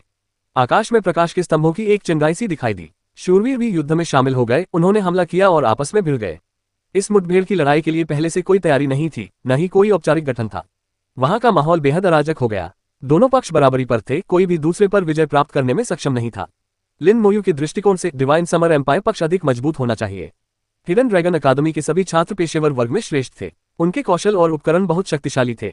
चेरी ब्लॉसम कंट्री के कुलीन लोग भी निस्संदेह उच्च कोटि के थे, लेकिन फिर भी डिवाइन समर एम्पायर से थोड़े हीन थे। समस्या सिर्फ ये थी कि पहले ओन्योजी द्वारा राक्षसों को लुभाने के कारण डिवाइन समर एम्पायर की टीमें अधूरी रह गईं, जिससे उनकी युद्ध शक्ति में काफी कमी आ गई। इसके परिणामस्वरूप गतिरोध उत्पन्न हो गया, जिसमें कोई स्पष्ट विजेता नहीं था। दोनों पक्षों ने जमकर लड़ाई लड़ी, लेकिन कोई भी कालकोटरी पर कब्जा करने में सक्षम नहीं रहा। जादूगरों ने अपनी आध्यात्मिक शक्ति को समाप्त कर दिया और आध्यात्मिक औषधि पीना शुरू कर दिया। तीरंदाजों और शूरवीरों के कौशल भी कूलडाउन में चले गए। लड़ाई अब पहले जितनी तीव्र नहीं रही। धीरे धीरे दोनों पक्ष पीछे हट गए और युद्धविराम हो गया। लिन मोयू ने कभी कोई कार्रवाई नहीं की। उनकी क्षमताएं बहुत ही शक्तिशाली थीं। उसे डर था कि अगर उसके कंकाल योद्धाओं ने एक बार भी हमला किया तो दुश्मन मर जाएगा। फिर लाशों के विस्फोट के साथ शायद उनमें से कुछ ही बच पाएंगे। जियांग ताताओं ने कहा था कि दोनों पक्षों के बीच लंबे समय से प्रतिस्पर्धा चल रही थी, लेकिन शायद ही कभी किसी की मौत हुई हो। पहले जो भयंकर लड़ाई दिखाई दी, उसमें केवल कुछ लोगों को चोटें आईं और चिकित्सकों के उपचार से चोटें जल्दी ठीक हो गईं, जिससे किसी की जान को खतरा नहीं हुआ। पहला मुकाबला ड्रॉ पर समाप्त हुआ। दोनों टीमें सतर्क थीं, कोई भी आराम करने की हिम्मत नहीं कर रहा था। कालकोटरी ठीक उनके सामने थी और मरमेड का आंसू एक ऐसा पुरस्कार था जिसे दोनों पक्ष हासिल करने के लिए दृढ़ संकल्पित थे। हमारी टीमें बहुत बिखरी हुई हैं, हमें फिर से संगठित होने की जरूरत है। अगर हम फिर से संगठित हो जाएं, तो हम निश्चित रूप से उन पर विजय प्राप्त कर लेंगे। कई लोग पर्वत की तलहटी में ही चले गए थे, जिससे टीमें तितर बितर हो गईं और युद्ध में उन्हें नुकसान उठाना पड़ा। हमें एक रेंज डैमेज डीलर मैज या आर्चर की कमी है। हमें लेवल 24 8 से नीचे का एक चाहिए। हमें लेवल 21 या उससे नीचे के स्तर के एक चिकित्सक की आवश्यकता है। हमें एक जादूगर की जरूरत है जिसका स्तर 23 या उससे कम हो। कई टीमों में डैमेज डीलर्स की कमी थी, उसके बाद हीलर्स की कमी थी। इससे पहले जब कई जादूगर राक्षसों से घिरे हुए थे तो उन्होंने परीक्षा बीच में ही छोड़ दी थी और इसके लिए स्तर संबंधी आवश्यकताएं भी थीं। मरमेड कालकोटरी में प्रवेश करने के लिए औसत स्तर 20 से अधिक नहीं होना आवश्यक था। लिंग जेन अचानक बोल पड़ी, कैप्टन, मैं दूसरी टीम में शामिल होना चाहती हूँ। क्यों? जियांग ताताओ आश्चर्यचकित था। उसे लिंग जेन से ऐसी बात सुनने की उम्मीद नहीं थी। लिंग जेन ने लिन मोयू की ओर इशारा करते हुए कहा, या तो वह जाएगा या मैं जाऊंगी। जियांग ताताओ ही नहीं, डुआनगाओ और मियाओयू भी हैरान रह गए। उन्हें लिंग जेन से इस तरह की धमकी की उम्मीद नहीं थी। और ठीक इसी क्षण कालकोटरी के प्रवेश द्वार पर डुआनगाओ ने गंभीरता से कहा, लिंग जेन, तुम हद से ज्यादा जा रहे हो। मियाओयू ने यह भी कहा, यह सही है, अगर लिन मोयू राक्षसों को बहला फुसलाकर दूर न ले जाती तो हम यहां तक नहीं पहुंच पाते। लिंग जेन को परवाह नहीं थी, यह उसका मामला है, मुझे इससे कोई लेना देना नहीं है।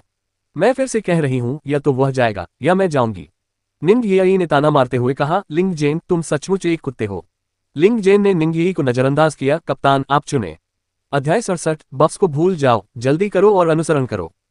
जियांग ताताओ ने लिन मोयू को देखा, फिर लिंग जेन को। वह लिंग जेन के व्यवहार से घृणा करती थी, लेकिन डैमेज डीलर के बिना नाइटमेयर डंजन को पार करना लगभग असंभव होगा। मुकदमे को पूरा करना असंभव होगा। अब सभी टीमें जादूगरों की तलाश कर रही थी, इसलिए लिंग जेन की बहुत मांग थी। इसीलिए लिंग जेन ने मुसीबत खड़ी करने के लिए यही क्षण चुना। इससे जियांग ताताओ मुश्किल स्थिति में फंस गया। लिन मोयू के बिना टीम का औसत स्तर बहुत अधिक होगा, लेकिन निचले स्तर के खिलाड़ी को ढूंढना मुश्किल नहीं था, कम से कम जादूगर को ढूंढने से तो आसान था। निंग येई कुछ कहना चाहती थी, लेकिन लिन मोयू ने उसे धीरे से रोक लिया और बोलने से मना कर दिया। वह जानता था कि निंग येई क्या कहना चाहती है। अगर उन्हें टीम छोड़ने के लिए कहा जाता तो निंग येई भी निश्चित रूप से टीम छोड़ देते। लिन मोयू ने कुछ नहीं कहा, बस चुपचाप देखती रही। अब जियांग ताताओ को चुनाव करना था। आंतरिक संघर्ष के बाद जियांग ताताओ ने अपना निर्णय लिया। उसने लिंग जेन की तरफ देखा और कहा, लिंग जेन, तुम टीम छोड़ दो। इस समय लिंग जेन को पूरा भरोसा था, उसे यकीन था कि जियांग ताताओ उसे ही चुनेगा। अप्रत्याशित रूप से यही उसका जवाब था। क्या? उसे लगा कि उसने गलत सुना है, कैप्टन, अगर मैं चला गया तो आपका मुकदमा बर्बाद हो जाएगा। क्या अब आप क्रिएशन गॉड एकेडमी में प्रवेश नहीं लेना चाहते? जियांग ताताओ ने गंभीरता से कहा, मैं करता हूं, लेकिन आप मेरे करियर को भूल गए। जियांग ताताओ का करियर एल्विन नाइट था। शूरवीरों के अपने सम्मान के नियम होते थे। यहां मौजूद हर कोई लिन मोयू का आभारी था, जिन्होंने उन्हें इस मुकाम तक पहुंचाया। वह लिन मोयू को अभी जाने के लिए कहने की हिम्मत नहीं जुटा पा रही थी। लिंग जेन ने व्यंग्य करते हुए कहा, अगर ऐसा ही है तो पछतावा मत करो। उन्होंने टीम छोड़ दी। हर जगह जादूगरों की कमी थी, इसलिए उसके लिए दूसरी टीम ढूंढना मुश्किल नहीं होगा। लिन मोयू धीरे धीरे खड़ी हुई और बोली, चलो कालकोटरी में चलते हैं। जियान ताताओ स्तब्ध रह गया। लिन मोयू को मौजूदा स्थिति की जानकारी थी। दोनों पक्ष गतिरोध की स्थिति में थे, कोई भी पक्ष कालकोटरी के पास पहुंचने में असमर्थ था। जैसे ही लिन मोयू खड़ा हुआ, निंग येई भी उठ गया। निंग येई खिलखिलाकर हंस पड़ी, बहन ताओ, चलो कालकोटरी में चलते हैं। जियान ताताओ ने पूछा, कैसे? लिन मोयू पहले से ही कालकोटरी की ओर चल रही थी। मेरे पीछे आओ। निंग येई खुशी से उछलती हुई उसके पीछे पीछे चली गई। ऐसा लगता था मानो उसे लिन मोयू पर अंधविश्वास था। अगर लिन मोयू ने कहा कि वे कालकोटरी में प्रवेश कर सकते हैं तो वे निश्चित रूप से कर सकते हैं। दुवान गाओ और मियाओयू हिचकिचा रहे थे, उन्हें समझ नहीं आ रहा था कि क्या करें। जियान ताताओ ने सोचा, सबसे खराब स्थिति में वे पीछे हट सकते हैं। उसके वहां होने से कम कोई खतरा तो नहीं होगा। दूसरी तरफ वाले शायद किसी को मारने की हिम्मत नहीं करेंगे। चलदर टीम लीडर होने के नाते उनके शब्दों का काफी महत्व था। दुवान गाओ और मियाओयू उनके पीछे पीछे चले गए। जियान ताताओ लिन मोयू के सामने खड़ी हो गई और उसने अपनी ढाल को कसकर पकड़ लिया। वह स्पष्ट रूप से घबराई हुई थी। उन पांचों के अचानक कालकोटरी की ओर बढ़ने से चेरी ब्लॉसम कंट्री के लोगों में तुरंत प्रतिक्रिया उत्पन्न हो गई। पीछे हटो, कालकोटरी के पास मत जाओ। दिव्य ग्रीष्म ऋतु के लोगों, यहां से चले जाओ। चेरी ब्लॉसम कंट्री के लोग चिल्लाते हुए तीर चढ़ा रहे थे और लाठियां उठा रहे थे। अगर उन्होंने कालकोटरी के पास जाने की हिम्मत की तो उन्हें भीषण हमलों का सामना करना पड़ेगा। लिन मोयू ने उनकी अनदेखी की और कालकोटरी की ओर बढ़ती रही। जियान ताताओ का दिल धड़क रहा था। दुवान गाओ और मियाओयू भी बहुत घबराए हुए थे। केवल निंग येई ही बेफिक्र थी, चिंता मत करो, सब ठीक हो जाएगा। भाई, तुम क्या कर रहे हो? वापस आ जाओ, ये खतरनाक है। चलो हम भी चले, अपने भाई की रक्षा करें। उन सभी ने लिन मोयू को पहचान लिया। अगर पहले उसके कंकाल न मिले होते तो वे यहां तक न पहुंच पाते। हालांकि उन्हें लिन मोयू की योजना के बारे में पता नहीं था, फिर भी अधिकांश ने उसकी रक्षा करने का विकल्प चुना। लिंग जेन ने ताना मारते हुए कहा, बेवकूफ, मरने जा रहे हो। लिन मोयू को उनकी चेतावनियों को नजरअंदाज करते देख चेरी ब्लॉसम कंट्री के लोगों ने अपनी क्षमताओं का प्रदर्शन किया। तीरों, मंत्रों और तरह तरह के हमलों की बौछार होने लगी। जियान ताताओ ने तुरंत अपनी ढाल उठा ली। लिन मोयू ने आगे की ओर इशारा किया। वूश, उसके बगल में 20 कंकाल योद्धा प्रकट हुए। 20 कंकालों ने मिलकर एक ढाल बनाई जिसने पांचों की मजबूती से रक्षा की और सभी हमलों को रोक दिया। जियान ताताओ स्तब्ध रह गया। सभी लोग हैरान रह गए। वाह, इतने सारे लोग कैसे हो सकते हैं? ये कौन सा पेशा है? ये कंकाल इतने मजबूत हैं कि हमलों से जरा भी नहीं घबराते। ये देखने में नाजुक लगते हैं, इतने मजबूत कैसे हैं? चेरी ब्लॉसम कंट्री के हमलों के बावजूद कंकाल अपनी जगह से टस से मस नहीं हुए। कालकोटरी में प्रवेश करो, नाइटमेयर कठिनाई स्तर पर, लिन मोयू ने विभिन्न हमलों को नजरअंदाज करते हुए शांत भाव से कहा। जियान ताताओ लिन मोयू के संयम से प्रभावित हो गया था। उसने सहज रूप से उस पर भरोसा करने का विकल्प चुना। लिन मोयू की बातों का अनुसरण करते हुए उसने कालकोटरी का चयन किया। वे पांचों कंकाल योद्धाओं के साथ कालकोटरी के प्रवेश द्वार पर गायब हो गए। वे अंदर चले गए। 5 लोग कालकोटरी में दाखिल हुए। नाइटमेयर डिफिकल्टी होनी चाहिए, है ना? बेशक, नॉर्मल डिफिकल्टी का क्या फायदा? नाइटमेयर ही सबसे बढ़िया है। पता नहीं वे ऐसा कर पाएंगे या नहीं। चाहे वे ऐसा कर सके या न कर सके, हम चेरी ब्लॉसम कंट्री के उन निकम्मों को कालकोटरी में प्रवेश नहीं करने दे सकते। ठीक है, चेरी ब्लॉसम कंट्री के उन कचरे को अंदर मत आने दो। लिन मोयू के प्रवेश करने के बाद बाहर मौजूद दोनों पक्षों के बीच गतिरोध फिर से शुरू हो गया। दोनों में से कोई भी पक्ष कालकोटरी में प्रवेश नहीं कर सका। मरमेर कालकोटरी के अंदर जियान ताताओ ने आखिरकार राहत की सांस ली और कहा, हम सच में अंदर पहुंच गए। निंग येई खिलखिलाकर हंस पड़ी, मैंने तुमसे कहा था, बस लिन मोयू पर भरोसा रखो। चिंता करने की कोई जरूरत नहीं है। जियान ताताओ ने कहा, लेकिन अंदर तो आ गए हैं, पर हमारे पास कोई डैमेज डील नहीं है। हम कालकोटरी को कैसे पार करेंगे?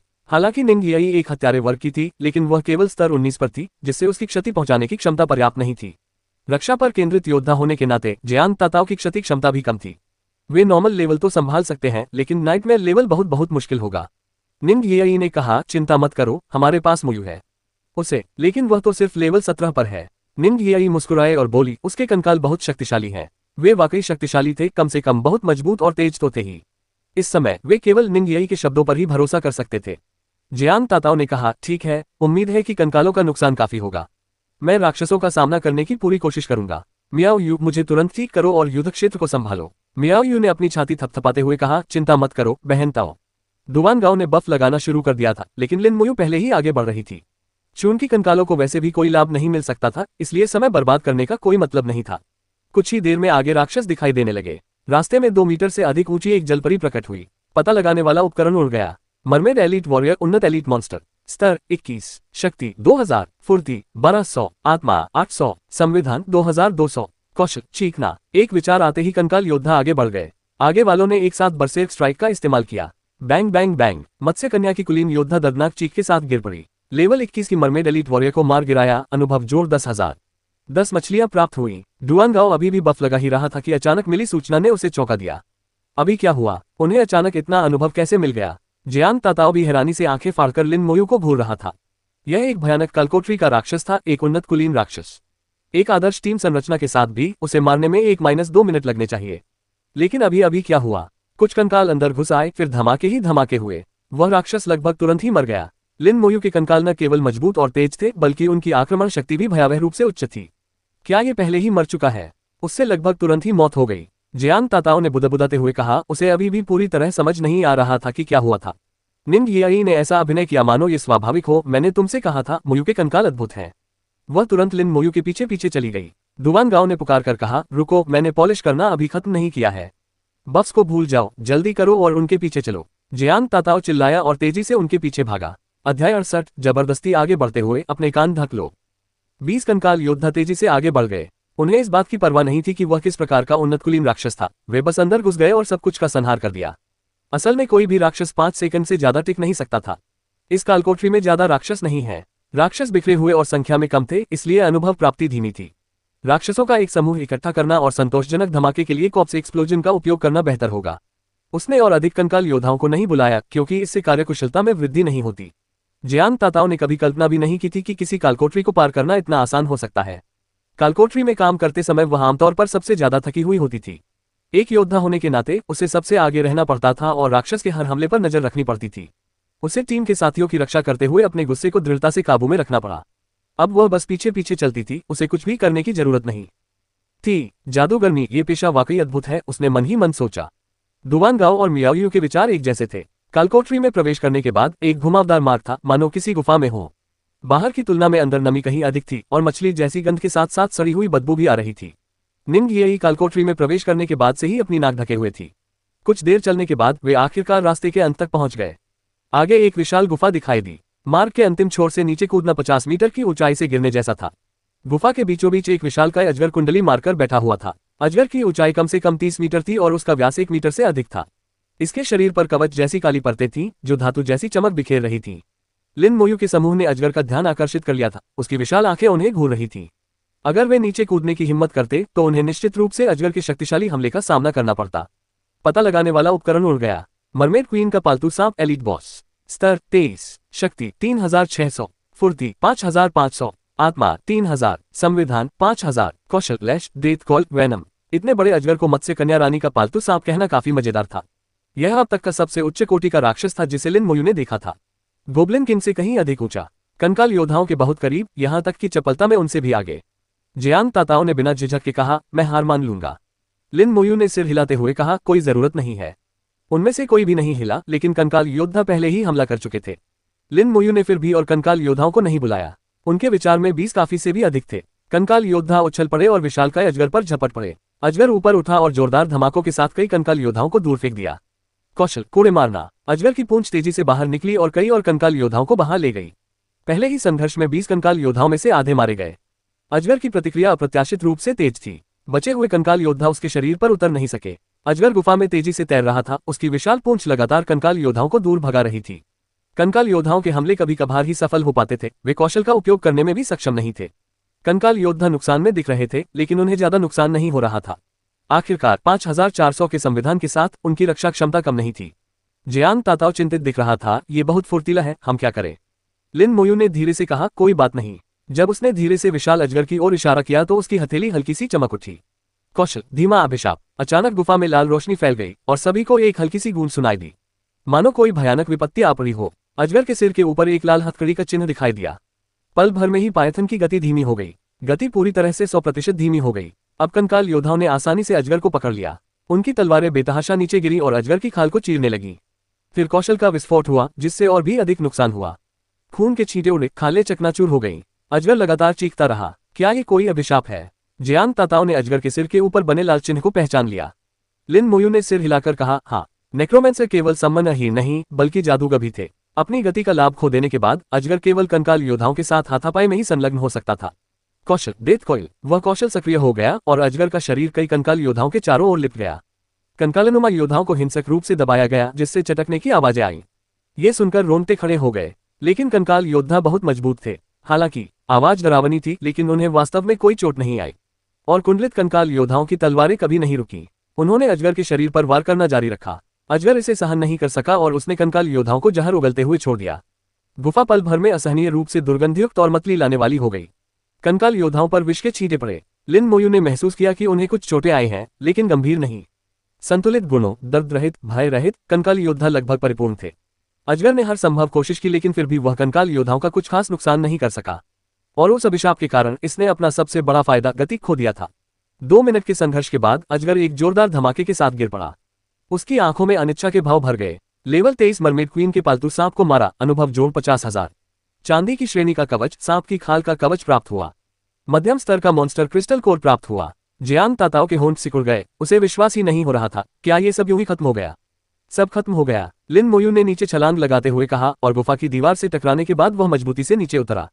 जियांग ताताओ और अन्य लोग अभी भी स्तब्ध थे, प्रतिक्रिया देने में असमर्थ थे। निंग यियाई के चेहरे पर एक प्यारी सी मुस्कान आ गई। लिन मोयू जितनी अद्भुत थी, वह उतनी ही खुश होती जा रही थी। कल्पना करना बंद करो, चलो चलते हैं। तितली की तरह हल्की फुल्की होकर वह फुर्ती से नीचे कूदते हुए बोली। लिन मोयू से कहीं अधिक सुरुचिपूर्ण जियांग ताताओ और बाकी लोग आखिरकार होश में आए और नीचे कूद गए। गुफा से गुजरते ही उनकी नजरों में नीले रंग का एक सागर प्रकट हुआ। आगे एक भव्य महल था, जलपरी रानी का महल। सारी दुर्गंधें पूरी तरह से गायब हो गई थीं। इसके बजाय यहाँ एक हल्की सी खुशबू थी। पूरा वातावरण बदल गया था, साफ सुथरा और सुव्यवस्थित।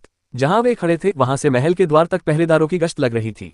प्रत्येक गश्ती दल में 3 मत्स्य कन्या सैनिक शामिल थे। उन्होंने कवच पहन रखा था और त्रिशूल धारण किए हुए थे, जो उन्हें बेहद शक्तिशाली दिखा रहे थे। किसी ने भी डिटेक्शन का इस्तेमाल नहीं किया, क्योंकि इससे उनका ध्यान आकर्षित हो जाता। ये सैन्य वर्दी पहने दिखने वाली जलपरी राक्षसी आकृतियां एक दूसरे से ज्यादा दूर नहीं थीं। एक गलत कदम से एक बड़ा समूह उनकी ओर खींचा चला आ सकता था। 1, 2, 3। वाह, यहाँ 60 गश्ती दल हैं। कुल मिलाकर 180 मत्स्यांगना राक्षस हैं। निंग यियाई ने जीभ बाहर निकालकर गिनती शुरू की। गिनती सुनकर उसे थोड़ा डर लगा। जियांग ताताओ ने आगे कहा, और वे सभी उन्नत कुलीन राक्षसों की तरह दिखते हैं। एक ऐसे राक्षस से निपटना ही मुश्किल था, एक साथ 3 से निपटना तो हद से ज्यादा मुश्किल होता। जियांग ताताओ के अनुभव के आधार पर वे एक कोने से 3 राक्षसों को बाहर निकालते और उन्हें धीरे धीरे खत्म करते। धीरे धीरे रास्ता साफ हो रहा है। ये समय लेने वाला और श्रमसाध्य होगा, लेकिन अधिक सुरक्षित होगा। निंग यियाई ने लिन मोयू की ओर देखते हुए कहा, इतने सारे राक्षस हैं, हम क्या करें? लिन मोयू वास्तव में इतने सारे राक्षसों को देखकर खुश थी। जितने ज्यादा राक्षस होंगे उतना ही अच्छा होगा। सरल। जब वह बोल रहा था तभी 20 कंकाल योद्धा बाहर निकलकर हमला कर चुके थे। कंकाल योद्धाओं के अचानक प्रकट होने से जलपरी सैनिकों का ध्यान तुरंत आकर्षित हो गया। सैनिकों की टुकड़ियां एक के बाद एक कंकाल योद्धाओं का पीछा करती रहीं। राक्षसों को लुभाना। क्या वह इतने सारे राक्षसों को दूर भगाने की कोशिश कर रहा था? यह बुरा विचार नहीं था। जैसे ही कंकाल योद्धाओं ने ध्यान आकर्षित किया, लिन मोयू की जासूसी टीम ने उनका पीछा किया। मरमेड एलीट सोल्जर, उन्नत एलीट मॉन्स्टर, स्तर 22, शक्ति 2200, फुर्ती 1400, आत्मा 1000, संविधान 2400, कौशल शानदार स्वीप। मत्स्य कन्याओं के विशिष्ट गुणों को देखकर उसे स्थिति का अंदाजा हो गया था। जल्द ही कंकाल योद्धाओं द्वारा सभी 180 मत्स्यांगना कुलीन सैनिकों को इकट्ठा कर लिया गया। फिर कंकाल योद्धा राक्षसों को अपने साथ लेकर सीधे लिन मोयू के ठिकाने पर वापस भाग गए।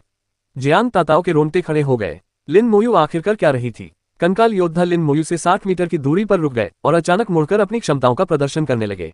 मत्स्य कन्याओं की कुलीन सैनिकों ने भी एक साथ अपने कौशल का प्रदर्शन किया।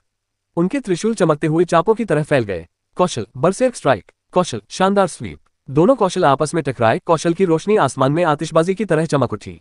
कंकाल योद्धाओं के गुण अत्यधिक उच्च थे। विशेष रूप से कौशल का उपयोग करते समय उनके गुण मत्स्य कन्या कुलीन सैनिकों से कई गुना अधिक थे।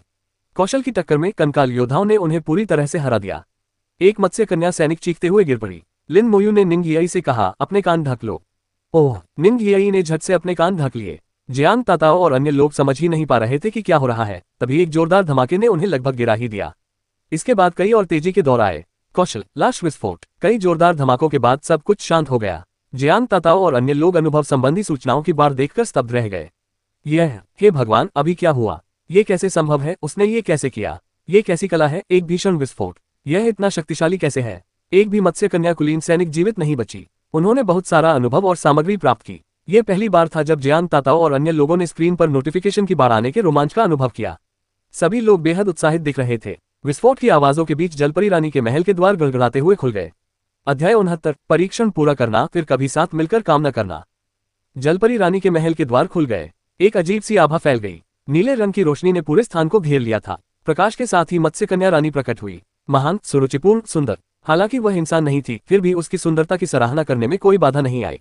कितनी सुंदर! निंगयी की आंखों में नमी आ गई और उसकी पुतलियां बेजान हो गईं। वह अनजाने में मत्स्य कन्या रानी की ओर चल पड़ी। लिन मोयू ने उसे पीछे खींच लिया। सिर्फ निंगयी ही नहीं, बल्कि जियांग ताताओ भी प्रभावित हुआ। लिन मोयू, मियाओ यू और डुआनगाओ सामान्य रहे। मियाओ यू ने हैरानी से कहा, यह तो जादू का मंत्र है। उसने झटपट एक कौशल का प्रयोग किया, जिससे प्रकाश की किरणें सभी पर गिर पड़ी। कौशल, स्पष्टता। निंगयी अचानक जाग उठी और बोली, मेरे साथ क्या हुआ? जियांग ताताओ भी सिहर उठी, उसकी आंखों की पुतलियां फिर से केंद्रित हो गईं, क्या हुआ? मियाओ यू ने मत्स्य कन्या रानी की ओर देखते हुए कहा, उसके पास जन्मजात आकर्षण शक्ति है। तुम और ये इससे प्रभावित हुए थे। मैंने स्पष्टता का उपयोग करके इसे दूर किया। लिन मोयू, डुआनगाओ और मियाओ यू की आध्यात्मिक शक्ति अधिक थी, इसलिए मत्स्य कन्या रानी के जन्मजात आकर्षण का उन पर कोई प्रभाव नहीं पड़ा। निंगयी डर गई, ये बहुत भयानक था। जियांग ताताओ ने गहरी सांस ली, खैर, वह एक बॉस है। कुछ विशेष क्षमताएं होना स्वाभाविक है। उसने कई कालकोठरियों का अनुभव किया था। हालांकि उनका स्तर उच्च नहीं था, लेकिन कुछ बॉस के पास विशेष कौशल थे। लोगों को चौंका देना। इस बार भी वह लगभग इसके झांसे में आ ही गई थी। मत्स्य कन्या रानी ने मृतकुलीन मत्स्य कन्या सैनिकों को देखा, फिर कंकाल योद्धाओं को देखा। अचानक वह चीख पड़ी। हालांकि जलपरी रानी की चीख खूबसूरत थी, लेकिन वह असहनीय रूप से तीखी थी। सभी ने दर्द से अपने कान ढक लिए। जलपरी रानी की चीख से लहरें उठी और भयंकर हवाएं चलने लगी। जमीन पर पड़े कई शव पल भर में चारों दिशाओं में बिखर गए। लिन मोयू की आंखें थोड़ी सिकुड़ गईं। उसने मूल रूप से मरमेड क्वीन के पास आने पर कॉप्स एक्सप्लोजन का उपयोग करने की योजना बनाई थी। उसे उम्मीद नहीं थी कि वह पहले लाशों को बिखेर देगी। कंकाल योद्धा भयंकर हवा के बावजूद आगे बढ़े। कम से कम 5 मीटर ऊंची मत्स्य कन्या रानी के सामने कंकाल योद्धा बहुत छोटे प्रतीत हो रहे थे। कंकाल योद्धा देखने में नाजुक लग रहे थे, लेकिन मत्स्य कन्या रानी की प्रचंड हवाएं उन्हें उड़ा नहीं सकी। जैसे जैसे कंकाल योद्धा आगे बढ़ते गए, डिटेक्शन उनका पीछा करता रहा। Mermaid queen, boss level monster, स्तर 24, शक्ति 5000, फुर्ती 6000, आत्मा 5000, संविधान 6000, कौशल भयानक चीख, सुनामी, रानी का विलाप। मत्स्य कन्या रानी के गुण अत्यंत उच्च थे। वह चपलता और शारीरिक क्षमता में कंकाल योद्धाओं से कहीं आगे थी। उसकी ताकत और हौसला भी कंकाल योद्धाओं के बहुत करीब थे। आखिरकार वह लेवल 24 की डंजन बॉस थी, एक लीडर क्लास मॉन्स्टर। कंकाल योद्धाओं का स्तर केवल 17 था, जो कि पूरे 7 स्तर कम था। मत्स्य कन्या रानी के गुणों को देखकर जियांग ताताओ भी हैरान रह गया। उसने घबराकर कहा, अन्य कालकोठरियों की तुलना में मत्स्य कन्या रानी के गुण कहीं अधिक हैं। सामान्य रणनीति का इस्तेमाल करते हुए उसे हराने में कम से कम 1 घंटा लगेगा। सामान्य रणनीति से जियांग ताताओ का तात्पर्य पूरी टीम संरचना के साथ था। 6 लोग, 1 टैंक, 2 सहायक, 3 क्षति पहुंचाने वाले। इस तरह वे धीरे धीरे कालकोठरी के बॉस को कमजोर कर सकते थे। पर अब वह इस बात का बिल्कुल भी अंदाजा नहीं लगा सकती थी कि आगे क्या होगा। लिन मोयू की उपस्थिति ने उसके मौजूदा ज्ञान को पूरी तरह से ध्वस्त कर दिया। क्या करियर के बीच का अंतर वास्तव में इतना बड़ा हो सकता है? वह समझ नहीं पाए। 20 कंकाल योद्धाओं ने मत्स्य कन्या रानी को घेर लिया और उस पर भयंकर हमले किए। मत्स्य कन्या की रानी एक विशाल त्रिशूल धारण किए हुए थी और उसे लगातार घुमा रही थी। हर बार कंकाल योद्धाओं को पीछे धकेल दिया जाता था, लेकिन वे उठकर फिर से हमला कर देते थे। लिन मोयू को यह महसूस हो रहा था कि कंकाल योद्धा मत्स्य कन्या रानी के हमलों से घायल हो रहे हैं। मरमेड क्वीन की 5000 की शक्ति कंकाल योद्धाओं को नुकसान पहुंचाने के लिए काफी थी, और 6000 की शारीरिक शक्ति के साथ कंकाल योद्धाओं द्वारा उसे पहुंचाया जाने वाला नुकसान काफी कम हो गया था। मत्स्य कन्या रानी के चारों ओर मौजूद कंकाल योद्धाओं से ऐसा भ्रम पैदा हो रहा था मानो भेड़िए शेर पर हमला कर रहे हों। इस रफ्तार से यह कहना मुश्किल था कि क्या 20 कंकाल योद्धा मत्स्य कन्या रानी को हरा सकते थे। कई दौर के हमलों के बाद कुछ कंकाल योद्धाओं की हड्डियां चटकने लगीं। उनकी चाल भी धीमी होने लगी। जियांग ताताओ ने यह देखा और कहा, डुआनगाओ, हमें मजबूत बनाओ। किसी भी समय लड़ने के लिए तैयार रहो। उसने योजना बनाई थी कि जब कंकाल योद्धा टिक नहीं पाएंगे, तब वह हस्तक्षेप करेगी। लिन मोयू ने धीरे से कहा, कोई जरूरत नहीं है। उसकी हथेली हल्की सी चमक रही थी। आकाश से एक विशाल लाल जाल गिरा। कौशल, धीमा अभिशाप। मरमेड क्वीन के सिर के ऊपर एक लाल हथकड़ी का चिन्ह दिखाई दिया और उसकी गति आधी हो गई। उसकी युद्ध क्षमता में भारी कमी आई। उसे श्राप का आभास हुआ और वह चमक उठी, फिर से चीखने लगी। कौशल, ज्वार की लहर। जैसे ही विशाल लहरें उमड़ी, नीले प्रकाश ने पूरे अंतरिक्ष को भर दिया और कंकाल योद्धाओं को पल भर में तितर बितर कर दिया। विशाल लहरें उठी और कंकालनुमा योद्धाओं को आसमान में बहा ले गईं। विशाल लहरों में कंकालनुमा योद्धा तेजी से घूम रहे थे और अपार बल से टुकड़े टुकड़े हो रहे थे। लहरों में कई कंकाल योद्धा बुरी तरह घायल हो गए। उनकी हड्डियां चकनाचूर हो गईं। लिन मोयू ने तुरंत उन्हें वापस बुला लिया। जियांग ताताओ ने अपनी तलवार और ढाल को कसकर पकड़ लिया। उसे महसूस हो रहा था कि जल्द ही उसकी बारी आने वाली है। जैसे ही कौशल का अभ्यास समाप्त हुआ और लहरें गायब हो गईं, कंकाल योद्धा आकाश से नीचे गिरने लगे। इसी क्षण लिन मोयू ने इशारा किया। ठंडी हवा जोर से चल रही थी और तभी काले रंग का एक विशालकाय पिंड प्रकट हुआ। उसने बचे हुए सभी 88 कंकाल योद्धाओं को रिहा कर दिया था। कंकाल योद्धा प्रकट होते ही बिजली की गति से मत्स्य कन्या रानी की ओर दौड़ पड़े। इतने सारे समन कैसे हो सकते हैं? ये बहुत डरावना है। अब जाकर उन्हें एहसास हुआ कि लिन मोयू ने पहले अपने सभी आह्वान जारी नहीं किए थे। उसने केवल एक अंश का ही उपयोग किया था। जियांग ताताओ ने तो ये भी सोचा कि अगर लिन मोयू तैयार हो जाए तो क्या वह पहाड़ के रास्ते को अवरुद्ध करने वाले उन सभी मत्स्यांगना राक्षसों को आसानी से हटा सकता है। ऐसे कुछ बड़े विस्फोट ही काफी होंगे। लगभग 100 कंकाल योद्धाओं ने मत्स्य कन्या रानी को घेर लिया और उस पर हमला कर दिया। पलक झपकते ही कंकाल योद्धाओं ने मत्स्य कन्या रानी के पूरे शरीर को ढक लिया। उन्होंने एक के बाद एक अपनी क्षमताओं का इस्तेमाल करते हुए लगातार मरमेड क्वीन पर हमला किया। जलपरी रानी के लगातार चीखने से उसकी त्वचा फट गई। उसने अपने त्रिशूल को बेतहाशा घुमाया, उसका पूरा शरीर इधर उधर छटपटा रहा था। धीमेपन के अभिशाप के कारण उसकी गति आधी हो गई थी। वह कंकाल योद्धाओं से पीछा नहीं छुड़ा पा रही थी। अचानक उनके कानों में रोने की आवाजें सुनाई दी। कौशल रानी का विलाप। जलपरी रानी ने अपनी कुशलता का प्रयोग किया। रोने धोने के बीच जियांग ताताओ और निंग याई एक बार फिर भावुक हो गए। उनके विद्यार्थियों का ध्यान एक बार फिर भटक गया। मियाओ यू ने तुरंत क्लैरिटी का इस्तेमाल किया, लेकिन इस बार क्लैरिटी का कोई असर नहीं हुआ। ये काम नहीं कर रहा है। मेरा स्तर बहुत कम है, क्लैरिटी बॉस के कौशल का मुकाबला नहीं कर सकती।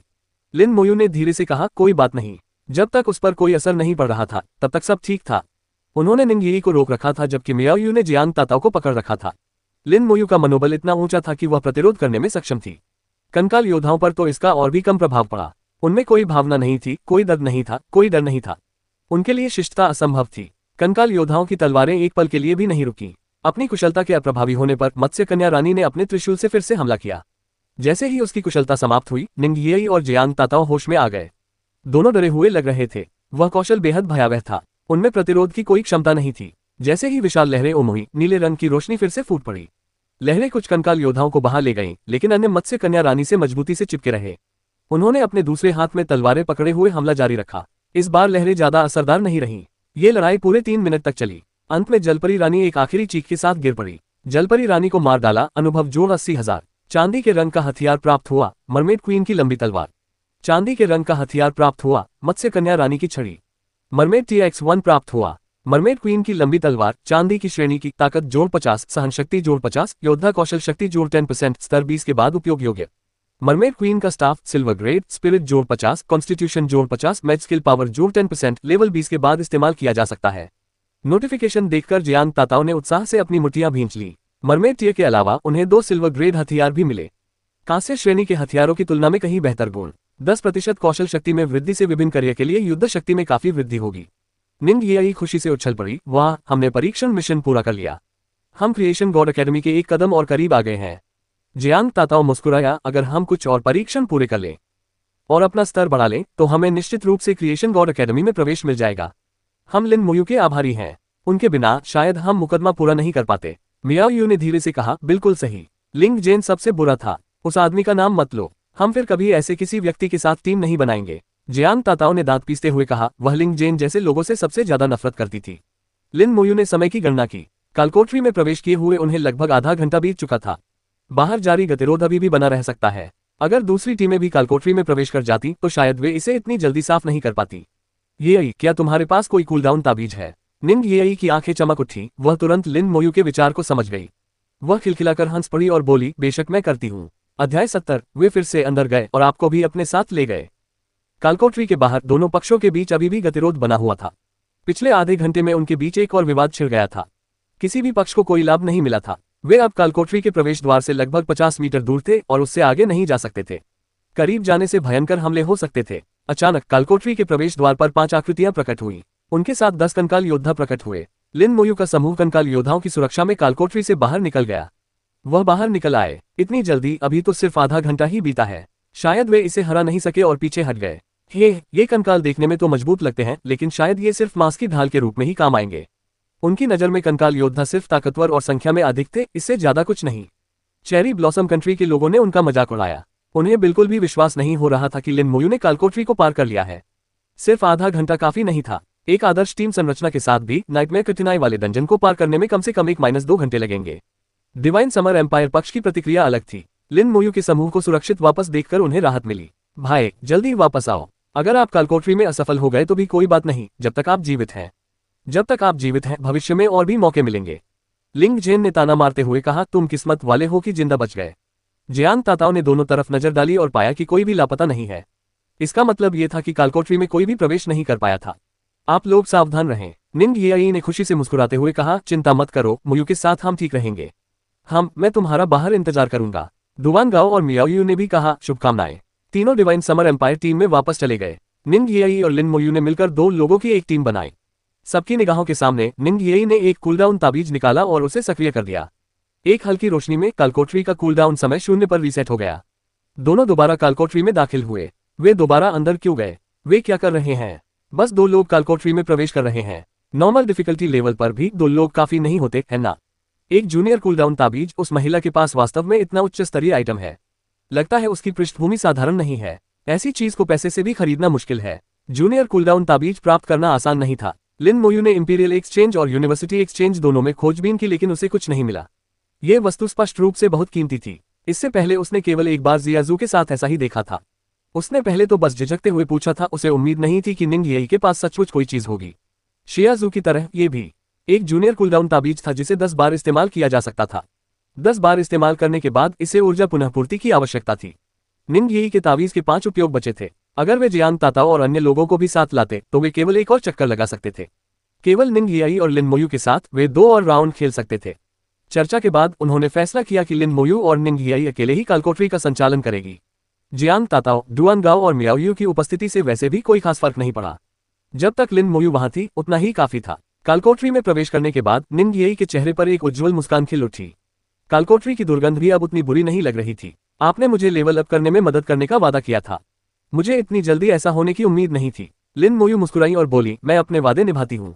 निंग येई और भी ज्यादा मुस्कुराते हुए बोली, तो फिर आपको मुझे आगे भी लाते रहना होगा, ठीक है? सिर्फ एक बार लाकर रुक मत जाना। ठीक है। लिन मोयू सहमत हो गई। 10 कंकाल योद्धा पहले ही प्रकट हो चुके थे और गलियारे से नीचे की ओर दौड़ रहे थे। अपने पिछले अनुभव के आधार पर लिन मोयू ने राक्षसों से एक एक करके लड़ने में समय बर्बाद नहीं किया। उसने दौड़ते हुए रास्ते में मौजूद कुछ राक्षसों को सीधे अपने साथ खींच लिया। आगे कंकाल योद्धा, पीछे मत्स्य कन्याओं के कुलीन योद्धा, वे मार्ग पर आगे बढ़े। 5 मिनट बाद कंकाल योद्धा 30 से अधिक मत्स्य कन्या योद्धाओं को घसीटते हुए मार्ग के अंत तक ले गए और मत्स्य कन्या रानी के पालतू सांप की गुफा में पहुंच गए। कंकाल योद्धा नीचे कूद गए। उनके पीछे मौजूद राक्षस भी उनके पीछे कूद पड़े। उन सबके नीचे कूदने के बाद लिन मोयू और निंग येई मार्ग के अंत में दिखाई दिए। विशालकाय अजगर, जो एक शक्तिशाली योद्धा था, अन्य शक्तिशाली योद्धाओं के साथ कंकाल योद्धाओं का बेतहाशा पीछा कर रहा था। कौशल, धीमा अभिशाप, लाल रोशनी की एक चमक के साथ सभी राक्षसों के सिर के ऊपर हथकड़ी के प्रतीक दिखाई दिए। उनकी गति तुरंत धीमी हो गई। इसी क्षण कंकाल योद्धाओं ने जवाबी हमला करने के लिए रुख मोड़ लिया। 1 दर्जन से अधिक कंकाल योद्धाओं ने एक ही समय में एक कुलीन योद्धा पर हमला किया। दुर्भाग्यवश वह मत्स्य कन्या योद्धा लगभग तुरंत ही मारी गई। कौशल, लाश विस्फोट, बूम। अचानक एक जोरदार धमाका हुआ। गुफा बुरी तरह हिल उठी, अनगिनत चट्टानें गिरने लगी। लगभग सभी मत्स्य कन्या योद्धा पल भर में ही मारी गईं। लेवल 21 की मरमेड एलीट योद्धा को मार गिराया, अनुभव जोड़ 25,000। 6 मछलियां प्राप्त हुई। लेवल 21 की मरमेड एलीट योद्धा को मार गिराया, अनुभव जोड़ 25,000। 10 मछलियां प्राप्त हुई। कई सूचनाएं दिखाई दी। 30 से अधिक मत्स्य कन्या योद्धाओं ने उनमें से प्रत्येक को 700,000 से अधिक का अनुभव दिलाया। उनका अनुभव तेजी से बढ़ा। उस विशालकाय अजगर ने अभी तक हुई घटना पर कोई प्रतिक्रिया नहीं दी थी। लाशों के विस्फोट से इसे भारी नुकसान पहुंचा था। लिन मोयू ने लगातार अपनी क्षमताओं का इस्तेमाल करते हुए 3 सेकंड में 10 बार शव विस्फोट किया। विशालकाय अजगर दर्दनाक चीख के साथ गिर पड़ा। लेवल 23 मरमेड क्वीन के पालतू सांप को मारा, अनुभव जोड़ 1,25,000। सिल्वर ग्रेड कवच प्राप्त हुआ, सांप की खाल का हल्का कवच। मध्यम श्रेणी का मॉन्स्टर क्रिस्टल कोर प्राप्त हुआ। पिछली बार इस बिंदु तक एक एक करके राक्षसों को खत्म करने में आधे घंटे से अधिक समय लगा था। इस बार तो सिर्फ 5 मिनट लगे। कई गुना तेज, बहुत अद्भुत। निंग येई की आंखें अर्धचंद्राकार आकार में मुड़ी हुई थीं, जो देखने में बेहद खूबसूरत लग रही थीं। लिन मोयू थोड़ी अचंभित हुई, फिर धीरे से बोली, चलो चलते हैं। दोनों गुफा में कूद गए और आगे बढ़ते रहे। वे जल्द ही मत्स्य कन्या रानी के महल के बाहर पहुंच गए। महल के बाहर कई मत्स्य कन्याओं की कुलीन सैनिक गश्त कर रही थी। कंकाल योद्धा तेजी से दौड़कर वहां पहुंचे। कुछ ही समय बाद कई हिंसक विस्फोटों के बाद दोनों ने बड़ी मात्रा में अनुभव और सामग्री प्राप्त कर ली। निंग येई सफेद चमकने लगी। हे मैंने लेवल बढ़ा लिया। अंततः लेवल 20। निंग येई ने आलस से अंगड़ाई ली और एक आह भरी। जब लिन मोयू पहली बार निंग येई से मिली तब वह पहले से ही लेवल 19 पर थी। उस समय लिन मोयू का स्तर केवल 10 था। इन दिनों के बाद भी निंग येई का स्तर केवल 19वां ही था। लिन मोयू को एहसास हुआ कि यह लड़की लेवलिंग करने में कितनी आलसी थी। शायद वह उस तरह की महिला है जो मजबूरी न होने पर कहीं हिलेगी भी नहीं। जैसे ही मत्स्य कन्या रानी का महल दोबारा खुला, नीली रोशनी चारों ओर फैल गई। सुंदर और नेक जलपरी रानी महल से बाहर निकली। अपने पिछले अनुभव के आधार पर निंग येई झट से लिन मोयू के पीछे छिप गई। अगर मैं उसे नहीं देखूंगा तो मैं मोहित नहीं होऊंगा, है ना? लिन मोयू के कवच के रूप में मौजूद होने के कारण वह वास्तव में मोहित नहीं हुई। अपने सभी सैनिकों को मृत देखकर जलपरी रानी ने क्रोध से चीख मारी। इस बार लिन मोयू अनुभवी और तैयार थी। कंकाल योद्धा जलपरी कुलीन सैनिकों के शवों को लेकर पीछे हट गए। चीख से उत्पन्न हवा के झोंकों से शव उड़कर दूर नहीं गए। चीख थमने के बाद कंकाल योद्धा लाशों को लेकर वापस भाग गए। लिन मोयू ने भी उसी समय अभिनय किया। कौशल, धीमा अभिशाप, लाल रंग की बेड़ियों के नीचे मत्स्य कन्या रानी की गति तुरंत धीमी हो गई। कंकाल योद्धा 1 दर्जन से अधिक शवों को लेकर मरमेड क्वीन के पास वापस भागे। कौशल, लाश विस्फोट, एक पुराना तरीका जिसमें कोई नवीनता नहीं है लेकिन बहुत प्रभावी है। इसके अलावा इस कालकोठरी में ऐसे पहलू भी थे जिनका लिन मोयू फायदा उठा सकता था। उसे किसने कहा था कि महल के सामने इतने सारे उन्नत और कुलीन राक्षसों को रखा जाए? कालकोठरियों में मृत राक्षसों के शव केवल सीमित समय के लिए ही मौजूद रहते थे, लगभग 2 मिनट। इसी थोड़े समय में मरमेड क्वीन अचानक बाहर आ निकली। अगर वह बाद में आती तो लिन मोयू इन शवों का इस्तेमाल नहीं कर पाती। कॉप्स एक्सप्लोजन की आक्रमण शक्ति शव के अधिकतम एचपी पर आधारित थी। प्रतिभा वृद्धि के बाद क्षति शव के अधिकतम एचपी का 300% हो गई, पूरे 3 गुना नुकसान। कालकोठरी के बॉस के रूप में मरमेड क्वीन का एचपी उन्नत कुलीन राक्षसों की तुलना में केवल 20-30 गुना था। कई विस्फोटों के बीच जलपरी रानी चीखते हुए गिर पड़ी। उसे अपने कौशल का उपयोग करने का मौका भी नहीं मिला, लगभग तुरंत ही उसकी मौत हो गई। जलपरी रानी को मार डाला। अनुभव जोड़ 2 लाख। चांदी के रंग का हथियार प्राप्त हुआ। मत्स्य कन्या रानी का खंजर। चांदी के स्तर का हथियार प्राप्त हुआ। मरमेड क्वीन की जादू की किताब। मरमेड TX1 प्राप्त हुआ। मरमेड क्वीन का खंजर। Silver grade. चपलता जोड़ 50, सहनशक्ति जोड़ 50, हत्यारे की कौशल शक्ति जोड़ 10%, स्तर 20 के बाद प्रयोग करने योग्य। मरमेड क्वीन की जादू की किताब। रजत श्रेणी। आत्मा जोड़ 100, जादू का कौशल शक्ति जोड़ 10%, स्तर 20 के बाद उपयोग योग्य। कालकोठरी में प्रवेश किए हुए अभी 10 मिनट भी नहीं बीते थे। गति आश्चर्यजनक थी, कार्यकुशलता भयावह थी। निंग येई ने किनारे पर उत्साह से ताली बजाई। जल्दी जल्दी जल्दी, चलो इसे फिर से करते हैं। चलो तीनों मरमेड के आंसू प्राप्त करते हैं।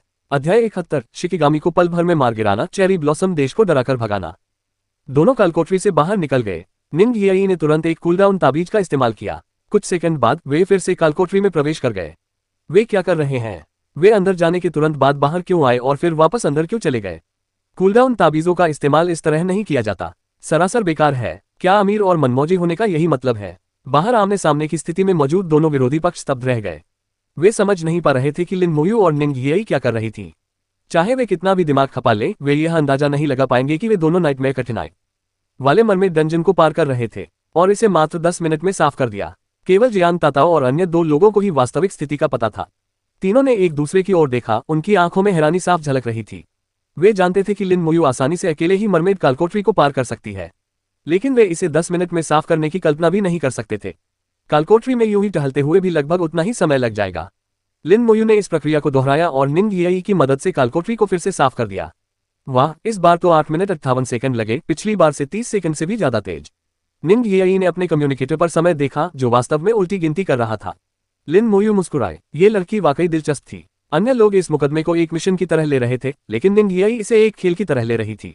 इस बार वहां से निकलने के बाद दोनों ने कालकोठरी में दोबारा प्रवेश नहीं किया, बल्कि डिवाइन समर एम्पायर टीम में लौट आए। क्या उन्होंने कूलडाउन टेलिस्मैन के सभी चार्ज इस्तेमाल कर लिए? कितना बेकार है। वे अंदर क्यों नहीं जा रहे हैं? चलो, हिम्मत है तो फिर से अंदर जाओ। चेरी ब्लॉसम कंट्री के लोग तिरस्कार से भरे स्वर में चिल्लाए। उनकी आंखों में ईर्ष्या झलक रही थी। वे निंग येई के कूलडाउन ताबीज को छीनने की इच्छा कर रहे थे। लिन मोयू और निंग येई के लौटने के बाद वे जियान ताताओ और अन्य लोगों के साथ फिर से एकत्रित हो गए। जियान ताताओ ने पूछा, क्या तुम्हें समझ आया? लिन मोयू ने मत्स्यांगना के आंसू जियान ताताओ को सौंप दिए। इस परीक्षण के लिए वे एक ही टीम थे, जिसकी नेता जियान ताताओ थी। उन्हें अंतिम कार्य जमा करना था। अचानक किसी ने कालकोठरी की ओर इशारा करते हुए चिल्लाकर कहा, कालकोठरी गायब हो गई। ये चीख बिजली की कड़क की तरह थी, जिसने सबका ध्यान अपनी ओर खींच लिया। कालकोठरी के प्रवेश द्वार पर स्थित भंवर कुछ बार कांप उठा और फिर पूरी तरह से गायब हो गया। कालकोठरी कैसे गायब हो सकती है? यह असंभव है जब तक कि तीनों मरमेड के आंसू प्राप्त न हो जाएं। तभी कालकोठरी गायब होगी। अभी अभी क्या उस व्यक्ति ने 3 बार प्रवेश नहीं किया? क्या ऐसा हो सकता है कि उन्हें जलपरी के आंसू मिल गए हो? उन्होंने नाइटमेयर डिफिकल्टी लेवल पार कर लिया। क्या ये संभव भी है? चाहे ये संभव हो या ना हो, तथ्य उनके सामने ही थे।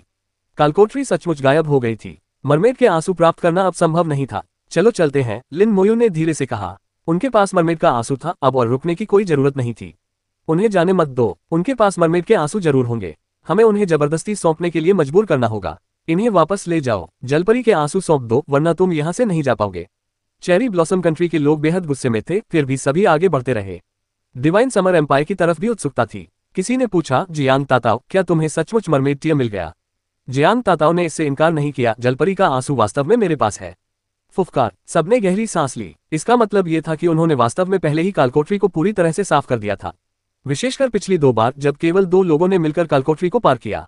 उन्होंने ये कैसे किया? लगभग सभी की आंखों में हैरानी के भाव थे। लिंग जेन ने मन ही मन चिल्लाते हुए कहा, यह संभव है। वे कालकोठरी को पार नहीं कर सकते थे, लेकिन शंकाओं के बावजूद चेरी ब्लॉसम कंट्री के दबाव का सामना करते हुए divine summer empire, summer capital university और हिडन ड्रैगन एकेडमी के लोग बेहद एकजुट थे। उन्होंने तुरंत युद्ध की संरचना बना ली। भाड़ में जाओ, हमारे दिव्य ग्रीष्म साम्राज्य के समक्ष चेरी ब्लॉसम कंट्री के साधारण लोग कैसे बेशर्मी से व्यवहार करने की हिम्मत कर सकते हैं? क्या तुम जलपरी के आंसू छीनना चाहते हो? बिल्कुल नहीं। अचानक आकाश में एक जोरदार धमाका हुआ। हवा ने बादलों को बिखेर दिया, जिससे दो विशाल शिकिगामी दिखाई दिए। ओन्योजी ने अंततः छिपना बंद कर दिया और स्वयं को प्रकट कर दिया। वह एक शिकिगामी पर बैठा था जिससे एक शक्तिशाली आभा निकल रही थी। केवल आभा के आधार पर ही अंदाजा लगाया जा सकता है कि उसका स्तर बहुत उच्च था, संभवतः 30 से कम नहीं। उनका करियर चेरी ब्लॉसम कंट्री का अनोखा ओन्योजी था, एक महान करियर, और उसके पास शक्तिशाली शिकिगामी थे। इनसे निपटना आसान नहीं है। जियांग ताताओ थोड़ा घबराया हुआ लग रहा था। उसने अपनी भौहें ऊपर उठाते हुए कहा, यह व्यक्ति कम से कम 30वें स्तर का है। लेकिन तभी उसे अचानक याद आया कि शक्तिशाली मत्स्यांगना रानी भी लिन मोयू के सामने 2-3 मिनट तक टिक नहीं सकती थी। यह ओन्योजी चाहे कितना भी शक्तिशाली क्यों न हो, वह शायद नाइटमेयर मरमेड कलकोट्री को अकेले पार नहीं कर पाएगा। लिन मोयू के कंकाल इतने शक्तिशाली थे। ये सोचकर जियांग ताताओ ने फिर से आराम किया। ओन्योजी ने जियांग ताताओ को घूरते हुए कहा, जलपरी का आंसू मुझे सौंप दो, वरना तुम यहां से नहीं जा सकते। दोनों शिकिगामी ने जियांग ताताओ की ओर मुड़कर देखा। उनकी निगाहें ठंडी थीं। जियांग ताताओ के कुछ बोलने से पहले ही लिन मोयू ने कार्रवाई कर दी थी। उसकी हथेली में आग की लपटें उठीं। कौशल, आत्मा की अग्नि। एक शिकिगामी के सिर के ऊपर एक ज्वाला प्रकट हुई। ज्वाला पलक झपकते ही शिकिगामी के शरीर में समा गई। आह! शिकिगामी ने धरती को हिला देने वाली चीख मारी। ठंडी हवा जोर से चल रही थी। चीख असहनीय रूप से तीखी थी क्योंकि शिकिगामी मुड़ता और विकृत होता जा रहा था। ओन्योजी के चेहरे का भाव बदल गया। उसने तुरंत एक कौशल का प्रयोग करते हुए शिकिगामी को स्थिर करने का प्रयास किया। उसी समय उसने ठंडे लहजे में लिन मोयू की ओर देखा और कहा, मौत को दावत दे रही हो। आकाश में एक और भयानक शिकिगामी प्रकट हुआ। ये शिकिगामी 3 मीटर से अधिक लंबा था, कवच पहने हुए था, उसका सिर सांप का और शरीर मनुष्य का था, और वह एक विशाल कुल्हाड़ी चला रहा था। जैसे ही वह प्रकट हुआ, वह लिन मोयू की ओर उड़ गया। आक्रमण करना। एक और अराजक लड़ाई शुरू हो गई। हिडन ड्रैगन एकेडमी की टीम ने कुल्हाड़ी चलाने वाले शिकिगामी पर ताबड़तोड़ हमले किए, लेकिन यह समुद्र में गिराए गए पत्थर की तरह था, जिससे कोई नुकसान नहीं हुआ। सभी को यह एहसास हो गया था कि यह शिकिगामी बहुत शक्तिशाली था। ओन्योजी ने उपहास करते हुए कहा, तुम्हारे हमले मेरे कुल्हाड़ी देवता को ज्यादा से ज्यादा गुदगुदी ही कर सकते हैं। लिन मोयू के बगल में 5 कंकाल योद्धा प्रकट हुए। वे ऊंची छलांग लगाकर नीचे गिरते हुए कुल्हाड़ीधारी शिकिगामी से भिड़ गए। कौशल, उन्मादपूर्ण प्रहार। कंकाल योद्धाओं की तलवारें लाल रंग से चमक उठी। उनकी 5400 की ताकत के साथ उनकी आक्रमण शक्ति पहले से ही बेहद मजबूत थी। इस कौशल ने उनके आक्रमण को और भी दोगुना कर दिया। Bang bang bang. ये शक्तिशाली दिखने वाला शिकिगामी पल भर में नष्ट हो गया। यह नीले धुएं के एक गुबार में बदल गया और हवा में घुल गया। इतनी कमजोर। लिन मोयू थोड़ी हैरान रह गई। देखने में शक्तिशाली लगने वाला शिकिगामी अप्रत्याशित रूप से कमजोर निकला। अन्य लोग भी अचंभित रह गए। उनके अपने हमलों का कोई असर नहीं हुआ, लेकिन लिन मोयू के कंकालों ने 2 या 3 बार में ही दुश्मन के शिकिगामी को मार गिराया। क्या शिकिगामी सचमुच इतना कमजोर था, या फिर कंकाल बहुत मजबूत थे? शिकिगामी के नष्ट होने के साथ ही उसके स्वामी ओन्योजी को भी भारी क्षति पहुंची। उसका चेहरा पल भर में ही मौत के समान पीला पड़ गया और उसने जोर से खांसते हुए मुंह भर खून उगला। इसी क्षण लिन मोयू के हाथ में फिर से आग की लपटें उठीं। चीखते चिल्लाते शिकिगामी को एक और जोरदार झटका लगा। 2 कंकाल योद्धा चुपचाप उसके बगल में प्रकट हुए। उनकी तलवारें नीचे गिर गईं। इस शिकिगामी को भी तुरंत मार दिया गया। ओन्योजी ने फिर चीख मारी। उसने जल्दी से अपने वाहन शिकिगामी को लिन मोयू से दूर ऊंचाई पर उड़ने के लिए प्रेरित किया। लिन मोयू को देखते हुए उसकी आंखों में नफरत के साथ साथ डर भी झलक रहा था। इस दृश्य को देखकर सभी लोग चौंक गए। दोनों पक्षों के बीच चल रही अराजक लड़ाई रुक गई। वे एक एक करके लिन मोयू को हैरानी और डर भरी नजरों से देखने लगे। उसके कंकाल इतने शक्तिशाली कैसे हो सकते हैं? वे शिकिगामी थे, फिर भी उन्हें इतनी आसानी से मार गिराया गया। ये किस तरह के राज हैं? उसका पेशा क्या है? वह किस स्तर का अधिकारी है? एक के बाद एक सवाल उठते चले गए। चेरी ब्लॉसम कंट्री के लोगों को लिन मोयू के करियर और स्तर पर संदेह था। लिन मोयू ने ब्लॉकिंग बैच पहना हुआ था, इसलिए वे उनके करियर और स्तर को नहीं देख पाए। लेकिन आकाश में मौजूद ओन्योजी को पता था कि लिन मोयू केवल 17वें स्तर पर थी और उसके पास नेक्रोमेंसर का करियर था। महज 17वें स्तर पर इतना शक्तिशाली होना इस करियर का बेहद मजबूत होना ही चाहिए। और लिन मोयू ने अवश्य ही अपनी प्रतिभा को जागृत किया होगा। वह एक प्रतिभाशाली पेशेवर थे। ओन्योजी को लगा कि उसे यह जानकारी वापस लानी ही होगी। दिव्य ग्रीष्म साम्राज्य में एक शक्तिशाली पदधारक प्रकट हुआ था। यह सोचकर वह पीछे मुड़े बिना अपने शिकिगामी पर सवार होकर चला गया। लगातार 2 शिकिगामी को खोने से उसका दिल बुरी तरह दुख से भर गया था। मैदान में 10 कंकाल योद्धा कतार में खड़े थे। उनके शरीर से नीली सफेद रोशनी निकल रही थी। उनकी तलवारें ठंडी चमक रही थीं। आत्मा की अग्नि लगातार सुलग रही थी। ठंडी हवा के झोंके चल रहे थे। उन्हें मात्र देखने भर से ही कमजोर दिल वाले लोग डर के मारे भाग जाते थे। कंकाल योद्धाओं का सामना करते हुए चेरी ब्लॉसम कंट्री के किसी भी व्यक्ति ने हमला करने की हिम्मत नहीं की। अगर ओन्योजी को भी आसानी से भगाया जा सकता था, तो वे इसका सामना कैसे कर पाएंगे? पीछे हटे या लड़ें? यह एक कठिन प्रश्न था। कंकाल योद्धा अचानक हरकत में आए और घिसटती हुई आवाजों के साथ चेरी ब्लॉसम कंट्री के लोगों की ओर बढ़ने लगे। उनकी तलवारें लहरा रही थीं, जिनमें एक भयावह इरादा झलक रहा था। जैसे जैसे कंकाल योद्धा आगे बढ़ते गए, चेरी ब्लॉसम कंट्री के लोग पीछे हटते रहे। उनका मनोबल दिन ब दिन कमजोर होता गया। एक बार मनोबल गिर जाने पर लड़ने की कोई आवश्यकता नहीं रह जाती। कंकाल योद्धाओं का दबाव बहुत अधिक था। जैसे ही पहला व्यक्ति चीखता हुआ भागा, चेरी ब्लॉसम कंट्री की टीम पूरी तरह से ध्वस्त हो गई। अध्याय 72, चिकन सूप को कुछ नए विचारों की आवश्यकता है। डिवाइन समर एम्पायर की टीम खुशी खुशी वापस लौटी। चेरी ब्लॉसम कंट्री वाले लोग इतने मजेदार थे कि वे खुद ही डरकर भाग गए।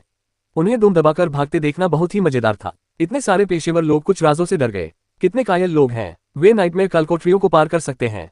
अगर वे सचमुच लड़ते तो चेरी ब्लॉसम कंट्री के लोग मारे जाते। जाहिर है उन्हें भागना ही था, वरना वे मर जाते। जब कई लोग बोल रहे थे तो उन्होंने लिन मोयू की ओर देखा। हमेशा चुप रहने वाली लिन मोयू उनकी नजरों में बेहद रहस्यमय प्रतीत होती थी। कई लोग लिन मोयू की पृष्ठभूमि के बारे में अटकलें लगाते हुए कानाफूसी कर रहे थे। वह कहां से आया? क्या वह किसी शीर्ष अकादमी से हो सकता है? ऐसा नहीं लगता। किसी शीर्ष अकादमी से कोई यहाँ क्यों आएगा? इसके अलावा उन शीर्ष अकादमियों के लोग अपने कौशल को निखारने और उच्च स्तरीय कालकोट्रियो को पार करने में व्यस्त हैं। परीक्षणों के लिए किसके पास समय है? यह अजीब है। यह विशेषज्ञ कहां से आया? वह बहुत कम बोलता है, क्रूर लेकिन शांत। शिकिगामी को मारने का उसका तरीका निर्दयी था। वापसी के रास्ते में सभी लोग तनावमुक्त थे। हालांकि उन्होंने परीक्षण मिशन पूरा नहीं किया था, लेकिन आज के अनुभव से वे संतुष्ट थे। चेरी ब्लॉसम कंट्री के लोगों को भगाना ही काफी संतोषजनक था। परीक्षण मिशन गौण हो गया। केवल लिंग जेन की आंखों में ही असंतोष झलक रहा था। वह कभी कभी लिन मोयू को घृणा और साथ ही खेद भरी निगाहों से देखता था। अगर उसने उस समय जियांग ताताओ पर दबाव नहीं डाला होता तो वह मुकदमे को पूरा करने में शामिल होता। पर अभी हमारा काम खत्म नहीं हुआ है। लिंग जेन का दिल नफरत से भरा हुआ था।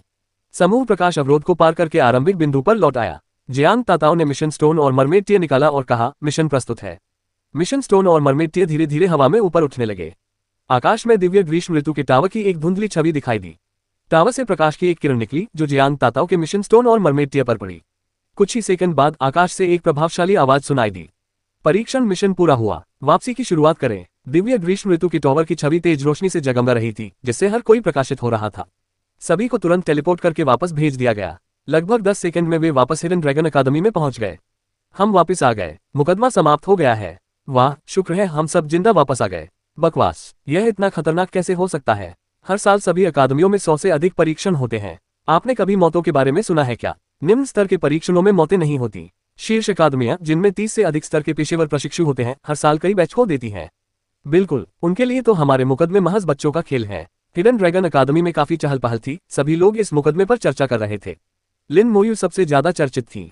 अगर लिन मोयू न होते तो शायद वे अभी भी चेरी ब्लॉसम कंट्री के लोगों के साथ गतिरोध की स्थिति में होते। ये कहना मुश्किल होता कि क्या वे अंत में उनसे कालकोट्री छीन पाएंगे या नहीं।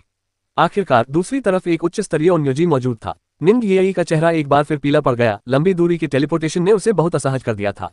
अगली बार हमें परीक्षणों के लिए कोई नजदीकी जगह ढूंढनी होगी। ये युवती अब कहीं ज्यादा दूर नहीं जाएगी। निंग येई मेज पर एक मरी हुई मछली की तरह बेजान पड़ी थी।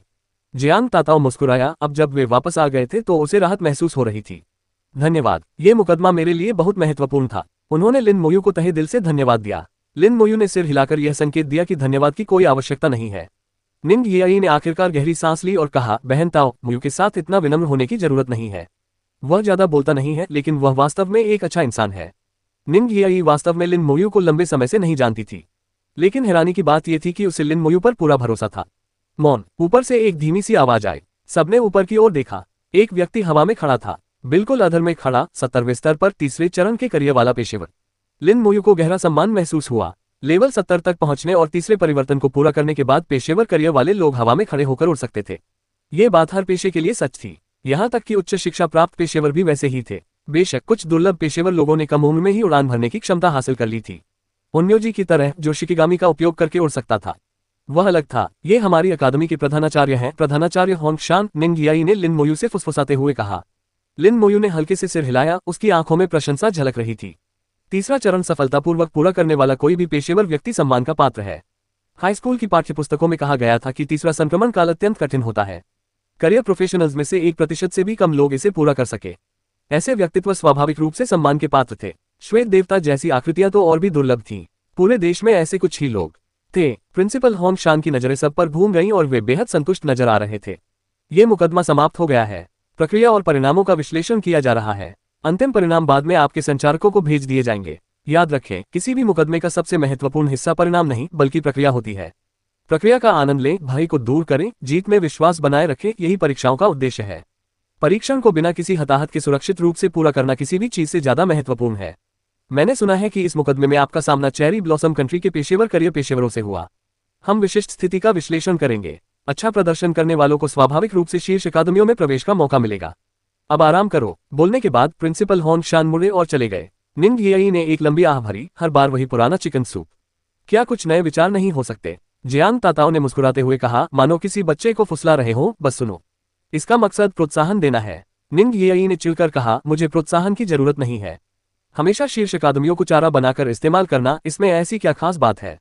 जियांग ताताओ और भी खुशी से मुस्कुराया, हो सकता है कि यह आपके लिए कोई बड़ी बात न हो, लेकिन हमारे लिए यह अलग बात है। निंग येई चुप हो गई, क्योंकि वह जानती थी कि जियांग ताताओ वास्तव में एक शीर्ष अकादमी में प्रवेश लेना चाहता है। समर कैपिटल यूनिवर्सिटी के भीतर भी सामान्य छात्रों, अकादमी के छात्रों और शीर्ष अकादमी के छात्रों के बीच बहुत बड़ा अंतर था। साधारण और अकादमी के छात्र दोनों ही शीर्ष अकादमी में प्रवेश को एक सम्मान के रूप में देखते थे। जियांग ताताओ ने कालकोटरी पुरस्कारों को विभाजित किया। लिन मोयू ने बाद में जो कुछ प्राप्त किया उसे भी सामने लाया। हालांकि पिछली 2 बार उन्होंने और निंग येई ने अकेले ही कालकोटरी को पार किया था।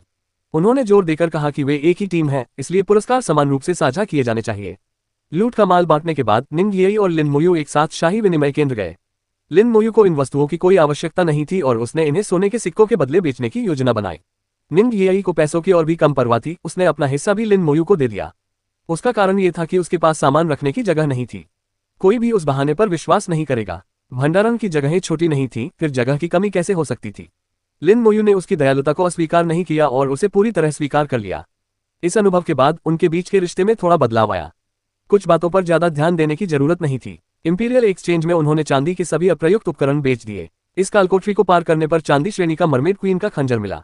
लिन मोयू मूल रूप से वह खंजर निंग येई को देना चाहती थी, लेकिन निंग येई ने उससे भी बेहतर कटार निकाली और उसे लिन मोयू के सामने लहराया। यह भी सिल्वर ग्रेड का है, लेकिन इसमें और भी अधिक मजबूत गुण है। लौह श्रेणी स्तर 10 से नीचे थी। कांस्य पदक 10 से 20 स्तरों के लिए था। लेवल 20 के बाद अधिक शक्तिशाली सिल्वर ग्रेड उपकरण का उपयोग किया जा सकता है। यहां तक कि रजत पदक जीतने वाले उपकरणों में भी सर्वश्रेष्ठ और सबसे खराब के बीच का अंतर काफी अधिक था। मरमेड क्वीन एक लेवल 24 की बॉस थी, लेकिन उसका डंजन केवल लेवल 20 का था। इससे प्राप्त चांदी के हथियार गुणों के मामले में केवल औसत दर्जे के थे। इसका एकमात्र फायदा यह था कि मत्स्य कन्या रानी के हथियार देखने में सुंदर थे। इंपीरियल एक्सचेंज में चांदी के हथियारों की कीमत 50,000 से 200,000 के बीच थी। मरमेड क्वीन के हथियारों की कीमत लगभग 70,000 थी। लिन मोयू ने मरमेड क्वीन के दोनों हथियार और इस बार प्राप्त सामग्री को 180,000 सोने के सिक्कों के बदले बेच दिया। क्या तुम्हें हथियारों की जरूरत नहीं है? निंग येई ने लिन मोयू को खाली हाथ देखा। उसके पास पहले एक जादू की किताब थी, लेकिन लिन मोयू को वह असुविधाजनक लगी और उसने उसे भी बेच दिया। लिन मोयू ने सिर हिलाते हुए कहा, वे मेरे लिए बेकार हैं। उसका पेशा नेक्रोमेंसर था। हालांकि नाम में मैज शब्द था, लेकिन स्टाफ या स्पेलबुक में मौजूद स्किल बूस्ट एट्रीब्यूट्स उसके लिए अप्रभावी थे। लिन मोयू को लगा कि उनके करियर के लिए शायद विशेष उपकरण की आवश्यकता होगी। थोड़ी सी हौसला अफजाई ज्यादा काम की नहीं थी। निंग येई ने ओह कहा और आगे बोली, तुम्हें पैसे बचाकर और जूनियर स्किल स्क्रॉल खरीदने चाहिए। अपने दूसरे पद परिवर्तन से पहले आपको अपने जूनियर करियर के सभी कौशल सीख लेने चाहिए। लिन मोयू ने ध्यान से सुना। उसे इस जानकारी का पता नहीं था, निंग येई को उससे कहीं अधिक पता था। निंग येई शिक्षिका निंग बन गई और पूरी लगन से शिक्षण देने लगी। यदि आप सभी जूनियर कौशल नहीं सीखते हैं तो अपने दूसरे परिवर्तन के बाद आप केवल मध्यवर्ती कौशल स्क्रॉल का उपयोग कर सकते हैं। यदि आप उस समय किसी जूनियर कौशल को जागृत करते हैं तो आप एक इंटरमीडिएट कौशल स्क्रॉल को बर्बाद कर देंगे। निंग येई के स्पष्टीकरण के बाद लिन मोयू समझ गए। मध्यवर्ती कौशल स्क्रॉल कनिष्ठ कौशल को भी जागृत कर सकते हैं। कीमत में 100 गुना अंतर था। एक मध्यवर्ती स्क्रॉल का उपयोग करके एक कनिष्ठ कौशल को जागृत करना सरासर व्यर्थ होगा। अचानक लिन मोयू के कम्युनिकेटर की घंटी बजी। जवाब देने के बाद एक आधिकारिक आवाज सुनाई दी, लिन मोयू अकादमिक मामलों के कार्यालय में आइए। अध्याय 73 सब कुछ अपेक्षाओं के अनुरूप। अकादमिक मामलों के कार्यालय के निदेशक क्यू सम्मानपूर्वक एक तरफ खड़े थे। बाय युवान आराम से उस स्थान पर बैठ गई जो मूल रूप से क्यू की सीट थी। बाय युवान के आने पर लिन मोयू को थोड़ी हैरानी हुई, लेकिन उसने कोई खास प्रतिक्रिया नहीं दिखाई। प्रभुत्व है प्रभु श्वेत ईश्वर। नमस्कार है निर्देशक क्यू। बाय युवान मुस्कुराए और लिन मोयू को इशारा करते हुए बोली, मैंने इस मुकदमे की फुटेज देखी। तुमने बहुत अच्छा प्रदर्शन किया। क्या इसलिए उन्हें यहाँ बुलाया गया था? लिन मोयू ने धीमी आवाज में कहा, मैंने वही किया जो करना जरूरी था। यह परीक्षण मरमेड के आंसू के लिए था, लेकिन लिन मोयू को अभी भी नहीं पता था कि इसका उपयोग किस लिए किया जाता है। हालांकि चुनकी विश्वविद्यालय ने इसे इस तरह से व्यवस्थित किया है, इसलिए मरमेड का आंसू अवश्य ही उपयोगी होगा। बाय युवान की मुस्कान और चौड़ी हो गई। जीत में घमंड न करना, हार में निराश न होना, यही शीर्ष विशेषज्ञ बनने की सबसे अच्छी मानसिकता है। क्या आप मरमेड के आंसू का उपयोग जानते हैं? लिन मोयू ने सिर हिलाया, उसे कुछ पता नहीं था। बाय युवान मुस्कुराई, दरअसल इस परीक्षण में बहुत कम लोग मरमेड टीए के उद्देश्य को जानते थे। आखिरकार स्तर का अंतर बहुत बड़ा है, अधिकांश लोग इसका उपयोग नहीं कर सकते। मरमेड का आंसू दूसरे संक्रमण काल के दौरान प्रतिभाओं को जागृत करने की सफलता दर से संबंधित है। लिन मोयू मन ही मन थोड़ा हैरान हुई। दूसरे परिवर्तन काल के दौरान प्रतिभाओं को जागृत करने का मौका था, लेकिन यह मौका बेहद कम था। 10,000 में से केवल एक ही अपनी प्रतिभा को जागृत कर सकता है। उसने सोचा था कि यह महज किस्मत की बात है, उसे यह उम्मीद नहीं थी कि ऐसी चीजें भी हो सकती हैं जो इस संभावना को बढ़ा सकती हैं। हालांकि अंदर से थोड़ा आश्चर्यचकित होने के बावजूद लिन मोयू के चेहरे पर कोई भाव नहीं बदला, यहां तक कि उसकी आंखों में भी कोई बदलाव नहीं आया। बाई युवान को लिन मोयू की आंखों में अपेक्षित भाव नहीं दिखाई दिए और वह कुछ हद तक निराश महसूस हुई। बेशक प्रतिभाओं को जागृत करने में मदद करने वाली वस्तुएं केवल मरमेड टियर तक ही सीमित नहीं है। बात सिर्फ इतनी है कि मरमेड टियर को प्राप्त करना अपेक्षाकृत आसान है। हमने मूल रूप से मरमेड आइलैंड के प्रकट होने के समय और स्थान की गणना की थी, लेकिन हमें यह उम्मीद नहीं थी कि चेरी ब्लॉसम कंट्री भी इसका पता लगा लेगी, जिसके कारण ये परीक्षण लगभग विफल हो गया था। सौभाग्य से आप वहां मौजूद थे, इसलिए आपने इस बार बहुत बड़ा योगदान दिया है। दिव्य ग्रीष्म साम्राज्य में दोषों को दंडित किया जाना चाहिए, लेकिन गुणों को भी पुरस्कृत किया जाना चाहिए। आपको क्या इनाम चाहिए? मैं उसे पूरा करने की पूरी कोशिश करूंगा। बाई युवान ने बहुत कुछ कहा, लेकिन आखिरी वाक्य महत्वपूर्ण था। लिन मोयू ने एक पल सोचा, क्या आप मुझे किसी को ढूंढने में मदद कर सकते हैं? बाई युवान मुस्कुराए, मुझे पता था कि तुम यही पूछोगे। क्या तुमने अकादमिक मामलों के कार्यालय में पहले ही जांच नहीं कर ली थी? आपकी बहन लिन मोहन ने पिछले साल विश्वविद्यालय में दाखिला लिया था और इस साल की शुरुआत में क्रिएशन गॉड अकेडमी में दाखिला लिया। इसीलिए आपको विश्वविद्यालय में उनके रिकॉर्ड खाली मिले। क्रिएशन गॉड अकेडमी में दाखिला लेने वाले सभी छात्रों का रिकॉर्ड खाली होता है। इस बार लिन मोयू सचमुच हैरान रह गई। मेरी बहन ने क्रिएशन गॉड अकेडमी में दाखिला ले लिया है। उन्हें पता था कि क्रिएशन गॉड अकेडमी में प्रवेश पाना कितना मुश्किल था। विश्वविद्यालय की शीर्ष अकादमी होने के नाते इसके प्रवेश के लिए आवश्यक शर्तें बेहद कठिन थीं। जियांग ताताओ का सबसे बड़ा सपना क्रिएशन गॉड अकेडमी में दाखिला लेना था। निंग यी ने उसे ये भी सलाह दी कि यदि संभव हो तो वह क्रिएशन गॉड अकेडमी में शामिल होने का प्रयास अवश्य करे। उनके मन में क्रिएशन गॉड अकेडमी के प्रति हमेशा एक रहस्यमय आभा बनी रहती थी। उसे उम्मीद नहीं थी कि उसकी बहन पहले प्रवेश करेगी। लिन मोयू को एहसास हुआ कि कोई समस्या है। विश्वविद्यालय में दाखिला लेने के आधे साल से भी कम समय में उसकी बहन क्रिएशन गॉड अकेडमी में कैसे शामिल हो गई। यहां तक कि विश्वविद्यालय द्वारा प्रशिक्षित आंतरिक सदस्य जैसे जियांग ताताओ भी क्रिएशन गॉड अकेडमी में शामिल नहीं हो पाए थे।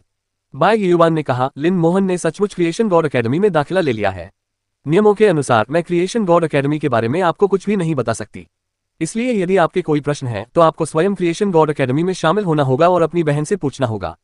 क्रिएशन गॉड अकेडमी में दाखिला लेने से पहले शायद आप अपनी बहन से मिल नहीं पाएंगे। लिन मोयू ने बिना किसी झिझक के पूछा, मैं क्रिएशन गॉड अकेडमी में कैसे शामिल हो सकती हूँ? बाई युवान इसके लिए तैयार था। उसने कुछ देर के लिए अपना कम्युनिकेटर चलाया, तभी लिन मोयू के कम्युनिकेटर पर कुछ सूचना का नोटिफिकेशन आया। ठीक है, मैंने आपको क्रिएशन गॉड अकेडमी में शामिल होने की शर्तें भेज दी हैं। जब आपके पास समय हो तो आप उन्हें देख सकते हैं। तुम्हारी बहन के बारे में तो मैं तुम्हें वैसे भी बताने वाला था, इसलिए इसे तुम्हारा इनाम नहीं माना जाएगा। तुम कुछ और मांग सकते हो। लिन मोयू ने एक पल सोचा, मुझे एक कूलडाउन ताबीज चाहिए। निर्देशक कियू के चेहरे पर, जैसा कि अपेक्षित था, का भाव था। बाई युवान ने मेज पर हाथ पटका और दिल खोलकर हंसते हुए कहा, बुरे कियू, क्या मैंने ऐसा नहीं कहा था? निर्देशक कियू हंसे और बोले, मेरे स्वामी सचमुच सर्वज्ञ हैं, बिल्कुल सही कहा। लिन मोयू के दोनों अनुरोध बाई युवान की अपेक्षाओं के अनुरूप थे। बाई युवान ने लिन मोयू को चिढ़ाते हुए कहा, क्या तुम्हें पता है कि कूलडाउन ताबीज कितने कीमती होते हैं? जूनियर कूलडाउन ताबीज भी यूं ही नहीं खरीदे जा सकते। लिन मोयू ने सिर हिलाया। दरअसल इन्हें खरीदा नहीं जा सकता था, यहां तक कि विश्वविद्यालय के विनिमय कार्यक्रम में भी ये उपलब्ध नहीं थे। बाई युवान ने कहा, चलिए इन मामलों को अलग अलग सुलझा लेते हैं। आपने बड़ी परीक्षा में बहुत अच्छा प्रदर्शन किया और राष्ट्रीय स्तर पर शीर्ष विद्वान का स्थान प्राप्त किया। इसके लिए आपको पुरस्कार मिल चुके हैं, इसलिए इस मामले में हम बराबर हैं। आपने इस परीक्षण मिशन में योगदान दिया है, लेकिन केवल यही जूनियर कूलडाउन ताबीज के बदले में पर्याप्त नहीं है। मेरा यहाँ एक मिशन है, अगर तुम इसे पूरा कर लेते हो तो मैं तुम्हें जूनियर कूलडाउन ताबीज दिलाने में मदद करूंगा। लिन मोयू की आंखें चमक उठी। ठीक है। जूनियर कूलडाउन ताबीज के साथ लिन मोयू के लिए चीजें काफी सुविधाजनक हो जाएंगी। वह कम समय में बार बार कालकोठरी पार कर सकता था, जिससे उसकी लेवलिंग की गति में काफी वृद्धि हुई। बाई युवान ने कहा, पहले अपना स्तर 20 तक बढ़ाओ, फिर तुम इस मिशन को अंजाम दे सकते हो। स्तर बढ़ाने के तरीके के बारे में आप डायरेक्टर कियू से पूछ सकते हैं, वे इस क्षेत्र के विशेषज्ञ हैं। ठीक है, जब आप लेवल 20 पर पहुंच जाए तो मुझसे दोबारा संपर्क करें। अब लिन मोयू के संचारक में बाई युवान की संपर्क जानकारी थी। जब वह लेवल 20 पर पहुंच जाएगा तो वह बाई युवान से संपर्क कर सकेगा। एक कूलडाउन ताबीज प्राप्त करें, क्रिएशन गॉड अकादमी में शामिल हो, उसकी बहन को ढूंढें। लिन मोयू ने अपने लिए ये लक्ष्य निर्धारित किए थे। बाई युवान के जाने के बाद निर्देशक कियू अंततः अपनी सीट पर वापस बैठ गए। उसने मुस्कुराते हुए लिन मोयू की ओर देखा। बाई युवान के पहले के रवैये से वह समझ गया था कि बाई युवान को इस युवक से बहुत उम्मीदें थीं। वह बाई युवान के स्वभाव को भलीभांति जानता था। इतने वर्षों में उसने बाई युवान को कभी किसी के साथ इतना सौहार्दपूर्ण व्यवहार करते नहीं देखा था। क्रिएशन गॉड अकेडमी के उन शीर्ष प्रतिभाशाली छात्रों को भी बाई युवान ने जमकर फटकार लगाई थी। बाई युवान का लिन मोयू के प्रति रवैया अन्य छात्रों के प्रति उसके रवैये से कहीं अधिक भिन्न था। अगर उसे लिन मोयू की पहचान का पता नहीं होता तो उसे शक होता कि लिन मोयू बाई युवान का नाजायज बेटा हो सकता है। डायरेक्टर कियू ने मुस्कुराते हुए कहा, लेवल बढ़ाने के कई तरीके हैं, लेकिन सबसे तेज तरीका निश्चित रूप से अकेले डेंगनों को पार करना है। हालांकि अकेले कालकोठरी में प्रवेश करना कठिन और खतरनाक है। अधिकांश लोग सामान्य कठिनाई स्तर पर ही खेलते हैं और हो सकता है कि वे अंतिम बॉस से लड़ भी न पाए क्योंकि वे उसे हरा नहीं सकते। डेंजनों में अकेले लड़ने के अलावा आप जंगल में भी शक्तिशाली राक्षसों के क्षेत्र पा सकते हैं। ऐसे कई स्थान हैं, लेकिन वे स्थान भी भीड़भाड़ वाले हैं और अक्सर क्षेत्र को लेकर विवाद होते रहते हैं। इसके अलावा जंगली बॉस को ढूंढना भी एक चुनौती है। जंगली बॉस कालकोठरी के बॉस की तुलना में कहीं अधिक अनुभव प्रदान करते हैं और उनसे अच्छे उपकरण भी मिल सकते हैं। लेकिन जंगली दुश्मनों को विभिन्न गिल्ड द्वारा अनुबंधित किया जाता है। जो लोग नहीं जानते वे उनके पुनः प्रकट होने का समय भी नहीं समझ पाते। डायरेक्टर कियू ने कई तरीकों का जिक्र किया। कालकोठरी में प्रवेश करना कुछ हद तक भरोसेमंद था, लेकिन बाकी सभी तरीके व्यावहारिक नहीं थे। ये निर्देश केवल सामान्य पेशेवर व्यक्तियों के लिए उपयुक्त थे, लिन मोयू के लिए नहीं। लिन मोयू को यह बात अपने मन में समझ आ गई थी, लेकिन फिर भी उसने बहुत धैर्य से सुना। हालांकि यह जानकारी उनके स्वयं के लिए उपयोगी नहीं थी, फिर भी यह ज्ञान ही था। आपको कभी पता नहीं चलता कि यह कब काम आ जाए। उदाहरण के लिए निर्देशक कियू ने देशों के बीच स्थित सार्वजनिक राक्षसी क्षेत्रों का उल्लेख किया, जिसके बारे में लिन मोयू ने पहले कभी नहीं सुना था। निर्देशक कियू ने पूरे 10 मिनट तक बिना रुके काफी देर तक बात की। अंततः लिन मोयू की कोई प्रतिक्रिया न देखकर वह खुद को और रोक नहीं सका। लॉर्ड व्हाइट गॉड सही थे, आप सचमुच ज्यादा बात नहीं करते। मैं हार मानता हूं, अब और कोई मजाक नहीं। मुझे अपना पहचान पत्र दीजिए, मैं आपके लिए कुछ कागजी कार्रवाई कर दूंगा। लिन मोयू ने अपना पहचान पत्र सौंप दिया। निदेशक कियू ने तुरंत कागजी कार्रवाई पूरी की और लिन मोयू को एक विशेष दिखने वाला टेलीपोर्टेशन पत्थर भी दिया। ये कालकोठरी के लिए टेलीपोर्टेशन पत्थर है। विश्वविद्यालय परिसर के भीतर आप इसका उपयोग विश्वविद्यालय के कालकोठरी कक्ष में टेलीपोर्ट करने के लिए कर सकते हैं। अगर आप कालकोठरी में जाना चाहते हैं तो वहां जाएं। ओह हाँ, इस टेलीपोर्टेशन स्टोन की कीमत 1000 पॉइंट है। इसे आपके पॉइंट कार्ड से काट लिया गया है। विश्वविद्यालय में सब कुछ लेन देन पर आधारित था। अगर आप कुछ पाना चाहते हैं तो आपको उसकी कीमत चुकानी पड़ेगी, या तो श्रम अंक या सोने के सिक्के। मुफ्त में कुछ नहीं मिलता। अकादमिक मामलों के कार्यालय से निकलने के बाद लिन मोयू ने सबसे पहले निंग येई से संपर्क करने के बारे में सोचा। उसने उसे आगे बढ़ने में मदद करने का वादा किया था और स्वाभाविक रूप से वह अपने वादे से पीछे नहीं हट सकता था। उनके कम्युनिकेटर में कंपन हुआ, जिससे पता चला कि उन्हें निंग येई से एक संदेश प्राप्त हुआ है। कुछ काम आ गया है, कुछ दिनों के लिए बाहर जा रहा हूं। वापस आने पर आपसे संपर्क करूंगा। अध्याय 74 कालकोठरी, कम पैसों में बड़े परिणाम प्राप्त करना। निंग येई किसी व्यावसायिक कार्य से बाहर गई हुई थी। हो सकता है कि वह किसी अन्य मिशन पर गई हो। जब लिन मोयू पहली बार निंग येई से मिली तब वह भी एक मिशन पर थी। लिन मोयू को इसमें कोई अजीब बात नहीं लगी। समर कैपिटल यूनिवर्सिटी में हर कोई व्यस्त था, कोई भी सचमुच खाली नहीं था। कुछ ही दिनों में समर कैपिटल यूनिवर्सिटी में इस वर्ष प्रवेश पाने वाले नए छात्र पहुंच जाएंगे। फिर विश्वविद्यालय में एकीकृत कक्षाएं शुरू हो जाएंगी, जिससे वहां और भी अधिक भीड़भाड़ हो जाएगी। लिन मोयू ने टेलीपोर्टेशन स्टोन को सक्रिय करने में जल्दबाजी नहीं की, बल्कि इसके बजाय बाय युवान द्वारा भेजी गई जानकारी की जांच की। क्रिएशन गॉड एकेडमी में प्रवेश के लिए आवश्यक शर्तें। स्तर 30 से ऊपर। पहली ही शर्त ने लिन मोयू को आंतरिक रूप से चौंका दिया। बहन, क्या लेवल 30 से ऊपर है? इतनी तेजी? बाय युवान द्वारा दी गई जानकारी के अनुसार लिन मोहन ने विश्वविद्यालय में प्रवेश करने के महज 3-4 महीने बाद ही क्रिएशन गॉड एकेडमी में दाखिला ले लिया था। इसका मतलब यह था कि लिन मोहन ने सिर्फ 3-4 महीनों में 16 से 30 की रेटिंग हासिल कर ली थी। ये गति आश्चर्यजनक थी। सामान्य तौर पर लेवल 20 से 30 तक पहुंचने में लगभग 1 साल का समय लगता है, जब तक कि लिन मोहन उसकी तरह अकेले ही नाइटमेयर डंडनों को पार न कर ले। लेकिन ऐसे लोग बेहद दुर्लभ थे। लिन मोयू को समझ नहीं आ रहा था कि लिन मोहन ने इतनी तेजी से तरक्की कैसे कर ली। जब उसने उसे देखा तभी वह पूछ सका। स्तर की आवश्यकता को पढ़ने के बाद लिन मोयू अगली आवश्यकता की ओर बढ़ गई। खेल कठिनाई स्तर पर लेवल 30 की कालकोठरी एबिस फ्रंटलाइन को पूरा करें। यह स्थिति कुछ कठिन प्रतीत हो रही थी। खेल डिफिकल्टी नाइटमेयर की तुलना में कहीं ज्यादा कठिन थी। खेल डिफिकल्टी वाले डंजन को पार करने के लिए करियर, मानसिकता, कौशल, उपकरण और क्षमताओं के लिए व्यापक आवश्यकताएं थीं। सामान्य टीमों के लिए इसे पार करने का कोई मौका नहीं था।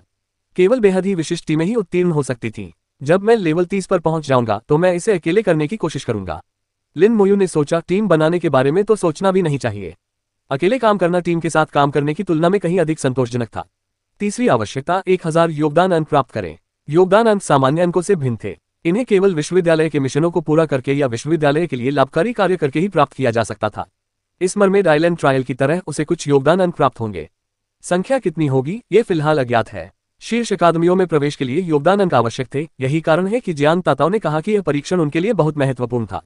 अगर वह किसी शीर्ष अकादमी में शामिल होना चाहती थी तो उसे पर्याप्त योगदान अंक अर्जित करने होंगे। केवल 3 ही आवश्यकताएं थीं, बहुत अधिक नहीं। लेकिन उनमें से कोई भी सरल नहीं था। उन्हें याद करने के बाद लिन मोयू ने टेलीपोर्टेशन स्टोन को सक्रिय किया। उसने बेहद शोरगुल भरी आवाज सुनी। बुरियल ग्राउंड्स कालकोठरी, सामान्य कठिनाई स्तर 25 के जादूगर की आवश्यकता है, अधिमानतः अग्नि विशेषज्ञ। ब्लड ब्रॉल और क्लेजियन कालकोठरी, नाइटमेयर कठिनाई, हीले की आवश्यकता है, स्तर 22-25, हीलिंग विशेषज्ञ होना चाहिए, न्यूनतम पूर्ण कांस्य उपकरण आवश्यक है। डार्क टॉवर नाइट में कठिनाई 30 जो स्तर के नाइट की आवश्यकता है। पूर्ण चांदी के उपकरण आवश्यक हैं। एली प्रोटेक्शन कौशल होना अनिवार्य है। लिन मोयू को बाजार जैसे माहौल को देखकर कुछ असहजता महसूस हुई। कालकोट्री विश्वविद्यालय के भीतर ही थी, लेकिन वहां सामान्य साधनों से नहीं पहुंचा जा सकता था। अकादमिक मामलों की समीक्षा उत्तीर्ण करने और पात्रता की पुष्टि होने के बाद ही एक विशेष टेलीपोर्टेशन स्टोन खरीदने के लिए 1000 अंक का भुगतान करने पर ही कोई प्रवेश कर सकता था। लिन मोयू ने शुरू में सोचा था कि कालकोट्री गंभीर और पवित्र होगी, लेकिन अब उसे लगा कि यह एक बाजार की तरह है। कई छात्र जमीन पर बैठकर आवश्यकताओं को दर्शाने वाले पोस्टर पकड़े हुए टीम के सदस्यों की भर्ती कर रहे थे। वे कभी कभी आवाज भी निकालते थे। ये सामान्य कालकोट्री के प्रवेश द्वारों के बाहर से बहुत अलग नहीं था। लिन मोयू को तो इस बात पर भी संदेह हुआ कि क्या ये सचमुच कालकोट्री है, क्या वह गलत जगह आ गया था। इन लोगों के पीछे देखते हुए उसने एक विशाल हॉल देखा। यह असली कालकोट्री ही होनी चाहिए। लिन मोयू अंदर आए। कालकोट्री में कदम रखते ही सारा शोरगुल गायब हो गया। अंदर भी लोग बातें कर रहे थे, लेकिन दबी आवाज में। हॉल में एक अजीब सी आवाज भी गूंजी। हॉल के कोनों में भंवरनुमा कालकोट्री के प्रवेश द्वार फैले हुए थे। यह आवाज कालकोट्री के इन प्रवेश द्वारों से आ रही थी। अलग अलग कालकोट्रियों से अलग अलग तरह की आवाजें निकलती थीं। ऐसे 100 से अधिक प्रवेश द्वार थे, जिनकी विभिन्न ध्वनियां आपस में मिलकर एक बहुत ही अनूठा ध्वनि परिदृश्य बनाती थीं। प्रत्येक कालकोट्री के प्रवेश द्वार पर एक क्रिस्टल बॉल रखी हुई थी। क्रिस्टल बॉल में कालकोट्री का नाम, स्तर की आवश्यकता, प्रवेश नियम, कूलडाउन समय आदि जैसी जानकारी प्रदर्शित होती थी। वेस्ट सी फर्स्ट हाई में वापस आकर लिन मोयू को पता था कि साम्राज्य कई कालकोट्री संसाधनों को नियंत्रित करता है। उन्हें इस बात की उम्मीद नहीं थी कि समर कैपिटल यूनिवर्सिटी इतने सारे कालकोट्री संसाधनों को भी नियंत्रित करेगी। इस दुनिया में अनगिनत कालकोट्रियां थीं। दिव्य ग्रीष्म साम्राज्य के शीर्ष विश्वविद्यालय के लिए कुछ कालकोट्री संसाधनों पर नियंत्रण रखना उचित प्रतीत होता था। आखिरकार व्हाइट गॉड जैसी हस्तियां भी समर कैपिटल यूनिवर्सिटी से ही आई थीं। अधिक सटीक रूप से कहें तो डिवाइन समर एम्पायर के शीर्ष विशेषज्ञों में से आधे से अधिक समर कैपिटल यूनिवर्सिटी से आए थे। प्रत्येक कालकोट्री के प्रवेश द्वार के ऊपर एक प्रकाश की स्क्रीन लगी हुई थी। स्क्रीन पर उस कालकोट्री के रिकॉर्ड प्रदर्शित किए गए। लिन मोयू ने देखा कि स्क्रीन पर केवल शीर्ष 3 रिकॉर्ड दिखाए गए थे, और वह भी केवल उच्चतम कठिनाई स्तर के लिए। यदि किसी कालकोट्री में हेल कठिनाई स्तर था, तो केवल शीर्ष 3 हेल रिकॉर्ड ही दिखाए गए थे। अगर इसमें केवल नाइटमेयर कठिनाई स्तर होता, तो शीर्ष 3 नाइटमेयर रिकॉर्ड होते। इन रिकॉर्ड्स में निर्धारित समय, टीम सदस्यों के नाम, पद, करियर आदि शामिल थे। यह एक संदर्भ के रूप में काम आया। कालकोट्री को साफ करने की चाह रखने वाली अन्य टीमें सफल रणनीतियों की नकल कर सकती हैं। कई टीमों के प्रयासों के बाद बहुत अच्छे संयोजन खोजे गए थे। अगर आप इससे भी बेहतर कुछ ढूंढकर नया रिकॉर्ड बना सकें, तो यह और भी अच्छा होगा।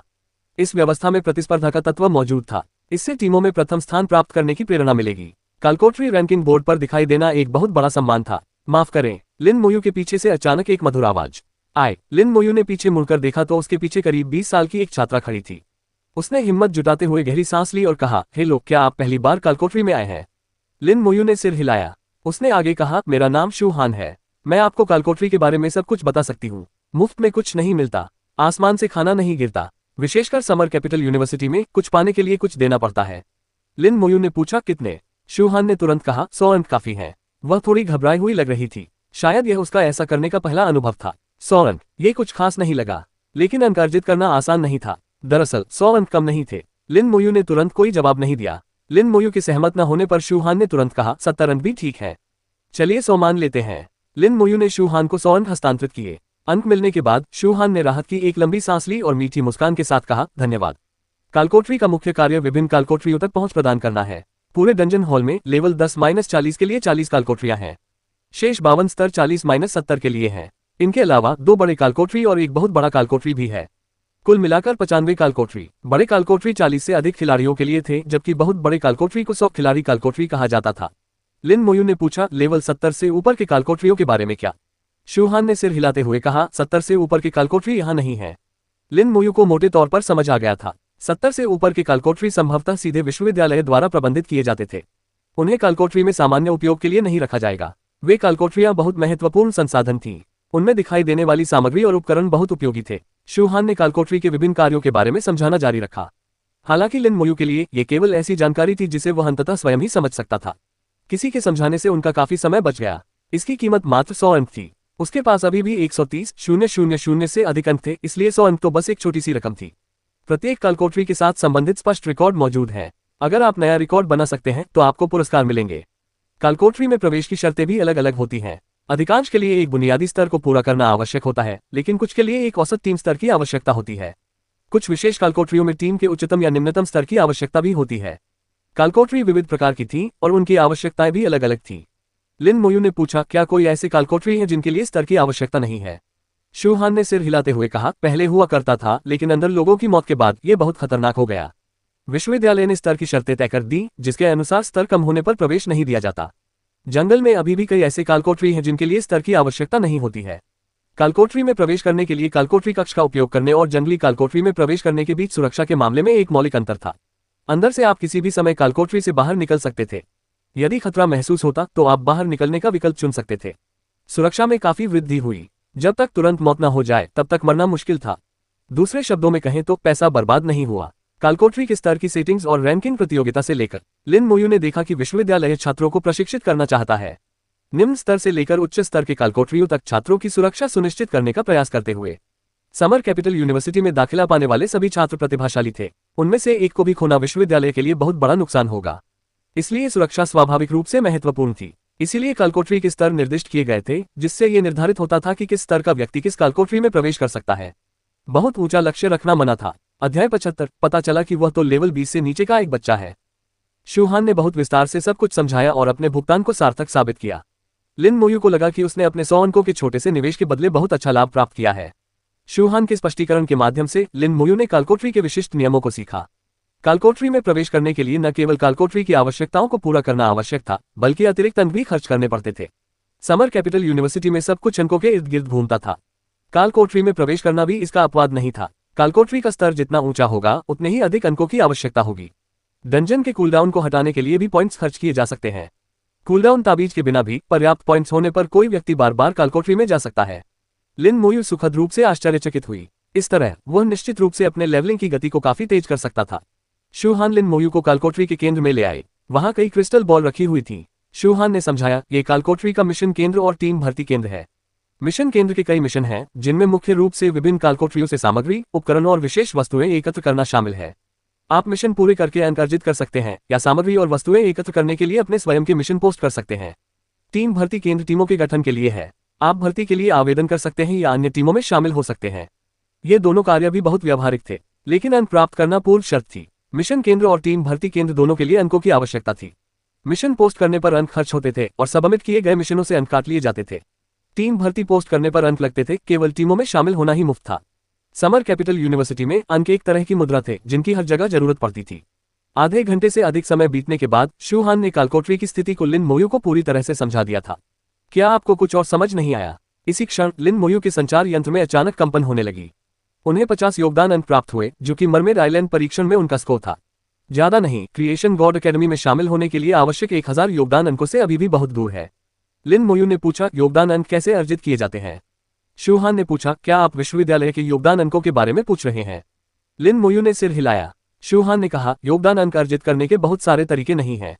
विश्वविद्यालय द्वारा आयोजित परीक्षणों में भाग लेना एक तरीका है। विश्वविद्यालय द्वारा सौंपे गए कार्यों को पूरा करने से भी योगदान अंक अर्जित किए जा सकते हैं।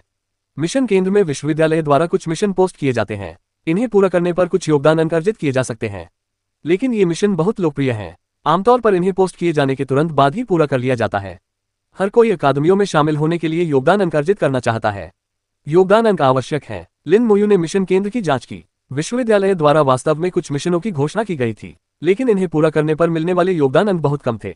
आमतौर पर 2 या 3 अंक मिलते हैं, जबकि सबसे कठिन मिशन में केवल 10 अंक ही मिलते हैं। योगदान अंक अर्जित करना बहुत मुश्किल है। लिन मोयू को अचानक लगा कि उसके 50 योगदान अंक काफी ज्यादा हैं। उसने अनुमान लगाया कि जियांग ताताओ और अन्य लोग शायद उससे ज्यादा नहीं कमाते होंगे। उनके कम्युनिकेटर की घंटी बजी। जवाब देने के बाद डुआन गाओ की उत्साहित आवाज सुनाई दी। मोयू, तुम्हें कितने योगदान अंक मिले?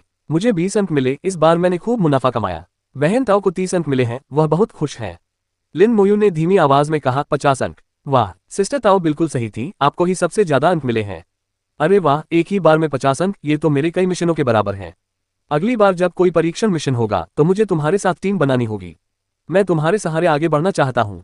फोन रखने से पहले डुआन गाओ कुछ देर तक उत्साह से बड़बड़ाता रहा। शूहान स्तब्ध रह गई। एक ट्रायल मिशन से 50 योगदान अंक प्राप्त करने के लिए योगदान अंक प्राप्त करना बहुत कठिन था। शूहान ही नहीं, बल्कि आसपास के कई लोग भी स्तब्ध रह गए। किस प्रकार के प्रायोगिक मिशन से 50 योगदान अंक अर्जित किए जा सकते हैं? उन्होंने पहले भी परीक्षण मिशन किए थे, जिनमें उन्हें आमतौर पर केवल 5 या 10 अंक ही मिलते थे। अगर खिलाड़ी असाधारण रूप से अच्छा प्रदर्शन नहीं कर रहा है तो शायद ज्यादा से ज्यादा 20 अंक। दूसरे परिवर्तन के बाद उच्च स्तरीय परीक्षण मिशनों को छोड़कर एक ही बार में 50 अंक प्राप्त करना अभूतपूर्व था। वह जरूर झूठ बोल रहा होगा, इतने अधिक योगदान अंक कैसे हो सकते हैं? मैंने हाल ही में किसी उच्च स्तरीय परीक्षण मिशन के बारे में नहीं सुना है, और वह बहुत उच्च स्तर का व्यक्ति नहीं लगता। हाँ, वह जरूर शेखी बघार रहा होगा। लिन मोयू ने फुसफुसाती भीड़ को नजरअंदाज करते हुए शूहान से कहा, धन्यवाद। 100 अंक अच्छे से खर्च हुए। शूहान ने झट से सिर हिलाया, आपका स्वागत है, आपने इसके लिए भुगतान कर दिया है। क्या अब आप कालकोठरी चलाने के लिए कोई टीम ढूंढने जा रहे हैं? लिन मोयू एक कालकोठरी के प्रवेश द्वार पर गई। Mutant forest, level 17 कालकोठरी। आवश्यकताएं 15-19 स्तरों के बीच के करियर पेशेवरों के लिए थी। कालकोठरी में स्तर 20 से नीचे केवल 2 निम्न स्तरीय कालकोठरी थी। म्यूटेंट फॉरेस्ट उनमें से एक था। कालकोठरी में प्रवेश करने के लिए 10 अंक लगते हैं और कूलडाउन हटाने के लिए 40 अंक लगते हैं।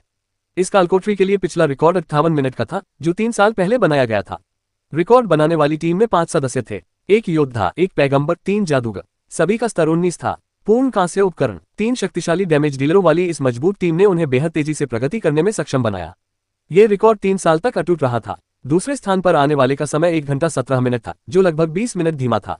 लिन मोयू ने 10 अंक देकर कालकोठरी में प्रवेश करने के लिए नाइटमेयर कठिनाई स्तर का चयन किया।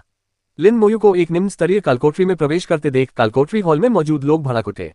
वाह, मुझे लगा था कि वह कोई बड़ा आदमी है, पता चला कि वह लेवल 20 से नीचे का एक बच्चा है। ठीक है, यहाँ तो तुम बड़े ही एकड़ू बन रहे हो। एक परीक्षण मिशन से 50 योगदान अंक प्राप्त करना, ये तो 50 सामान्य अंकों के बराबर है, लेकिन वह अकेले ही कालकोठरी में उतर रहा है, ये वाकई बहुत साहसिक काम है। हाँ, लगता है वो जल्द ही दुम दबाकर बाहर आ जाएगा। भीड़ ने लिन मोयू के इस दावे पर बिल्कुल भी विश्वास नहीं किया कि उसे एक ही परीक्षण मिशन से 50 योगदान अंक मिले हैं। उन्हें लगा कि यह एक मनगढ़ंत कहानी है। अब लिन मोयू को एक निम्न स्तरीय कालकोठरी में प्रवेश करते देख वे सब उसका मजाक उड़ाने लगे। उन्हें लगा कि लिन मोयू सिर्फ शेखी बघार रही थी, लेकिन शूहान को लगा कि लिन मोयू मनगढ़ंत बातें नहीं कर रही थी। लिन मोयू ने उसे एक अजीब सी अनुभूति दी, मानो वह आत्मविश्वास से भरा हुआ था और ऐसा लग रहा था जैसे वह पूरी तरह से नियंत्रण में है। शायद उसने जो कुछ भी कहा वह सच था। यह विचार अचानक शूहान के मन में आया, जिससे वह खुद भी चौंक गई। 50 योगदान अंक, इसे अर्जित करने के लिए किसी व्यक्ति का प्रदर्शन कितना उत्कृष्ट होना चाहिए, वह इसकी कल्पना भी नहीं कर सकती थी। लिन मोयू ने खुद को एक प्राचीन जंगल में पाया। हवा से पत्ते सरसरा रहे थे, जिससे सरसराहट की आवाज आ रही थी। जमीन पर सूखी पत्तियों की मोटी परतें बिछी हुई थीं। ऐसा प्रतीत होता था मानो अनगिनत वर्षों से यहाँ किसी ने कदम नहीं रखा हो। जंगल से कभी कभार जानवरों की दहाड़ें सुनाई देती थीं, जिससे भय उत्पन्न होता था। जंगल के बाहर खड़े होकर कोई भी अंदर घूमते हुए जानवरों को देख सकता था। म्यूटेंट फॉरेस्ट, इसके अंदर रहने वाले जानवर एक रहस्यमय शक्ति से प्रभावित होकर रूपांतरित हो गए। वे जानवर भयानक और क्रूर जानवर बन गए। वहां भालू, बाघ, भेड़ियों के झुंड, हर तरह के खूंखार जानवर मौजूद थे। दिखाई देने वालों के अलावा कुछ झाड़ियों में छिपे हुए थे, विभिन्न प्रकार के सांपों और उत्परिवर्तित कीड़ों की तरह। जंगल में सावधानी न बरतने पर घात लगाकर हमला हो सकता है। रिकॉर्ड तोड़ो, इनाम पाओ। लिन मोयू ने एक पल सोचा। उसके बगल में बड़ी संख्या में कंकाल योद्धा प्रकट हुए। पूरे 108 कंकाल योद्धा, एक भी कम नहीं। मत्स्य कन्या रानी द्वारा घायल किए गए कंकाल योद्धा पूरी तरह से ठीक हो गए थे। जाना, कंकाल योद्धा अपनी अनूठी खड़खड़ाहट की आवाज के साथ उत्परिवर्ती वन में घुस गए। उत्परिवर्ती धूसर भालू, उन्नत कुलीन राक्षस। स्तर 17, शक्ति 1400, फुर्ती 1000, आत्मा 500, संविधान 1600, कौशल गर्जना हमला। उत्परिवर्तित श्वेत बाघ, उन्नत कुलीन राक्षस। स्तर 18, शक्ति 1700, फुर्ती 1500, आत्मा 400, संविधान 1500, कौशल धारणा। उसने 2 खूंखार जानवरों के गुणों की जांच करने के लिए डिटेक्शन का इस्तेमाल किया। कंकाल योद्धाओं के चारों गुणों में 5400 अंकों की तुलना में कोई तुलना ही नहीं थी। कंकाल योद्धा भेड़ों के बीच बाघों की तरह जंगल में घुस गए और उत्पात मचाने लगे। प्रत्येक राक्षस को मारने के लिए अधिकतम 3 वार ही काफी थे। स्तर 17 के उत्परिवर्ती भूरे भालू को मारा, अनुभव जोड़ 6000। 5 पशु खाल प्राप्त हुई। स्तर 18 के उत्परिवर्ती श्वेत बाघ को मारा, अनुभव जोड़ 7000। 4 पशु खाल प्राप्त हुई। स्क्रीन पर नोटिफिकेशन की बाढ़ आ गई। अनुभव में लगातार वृद्धि हुई। कालकोठरी में प्रवेश करते समय अनुभव 32.57% था। कालकोठरी साफ करने के बाद कितना खर्च आएगा, ये सोचकर ही आश्चर्य होता है।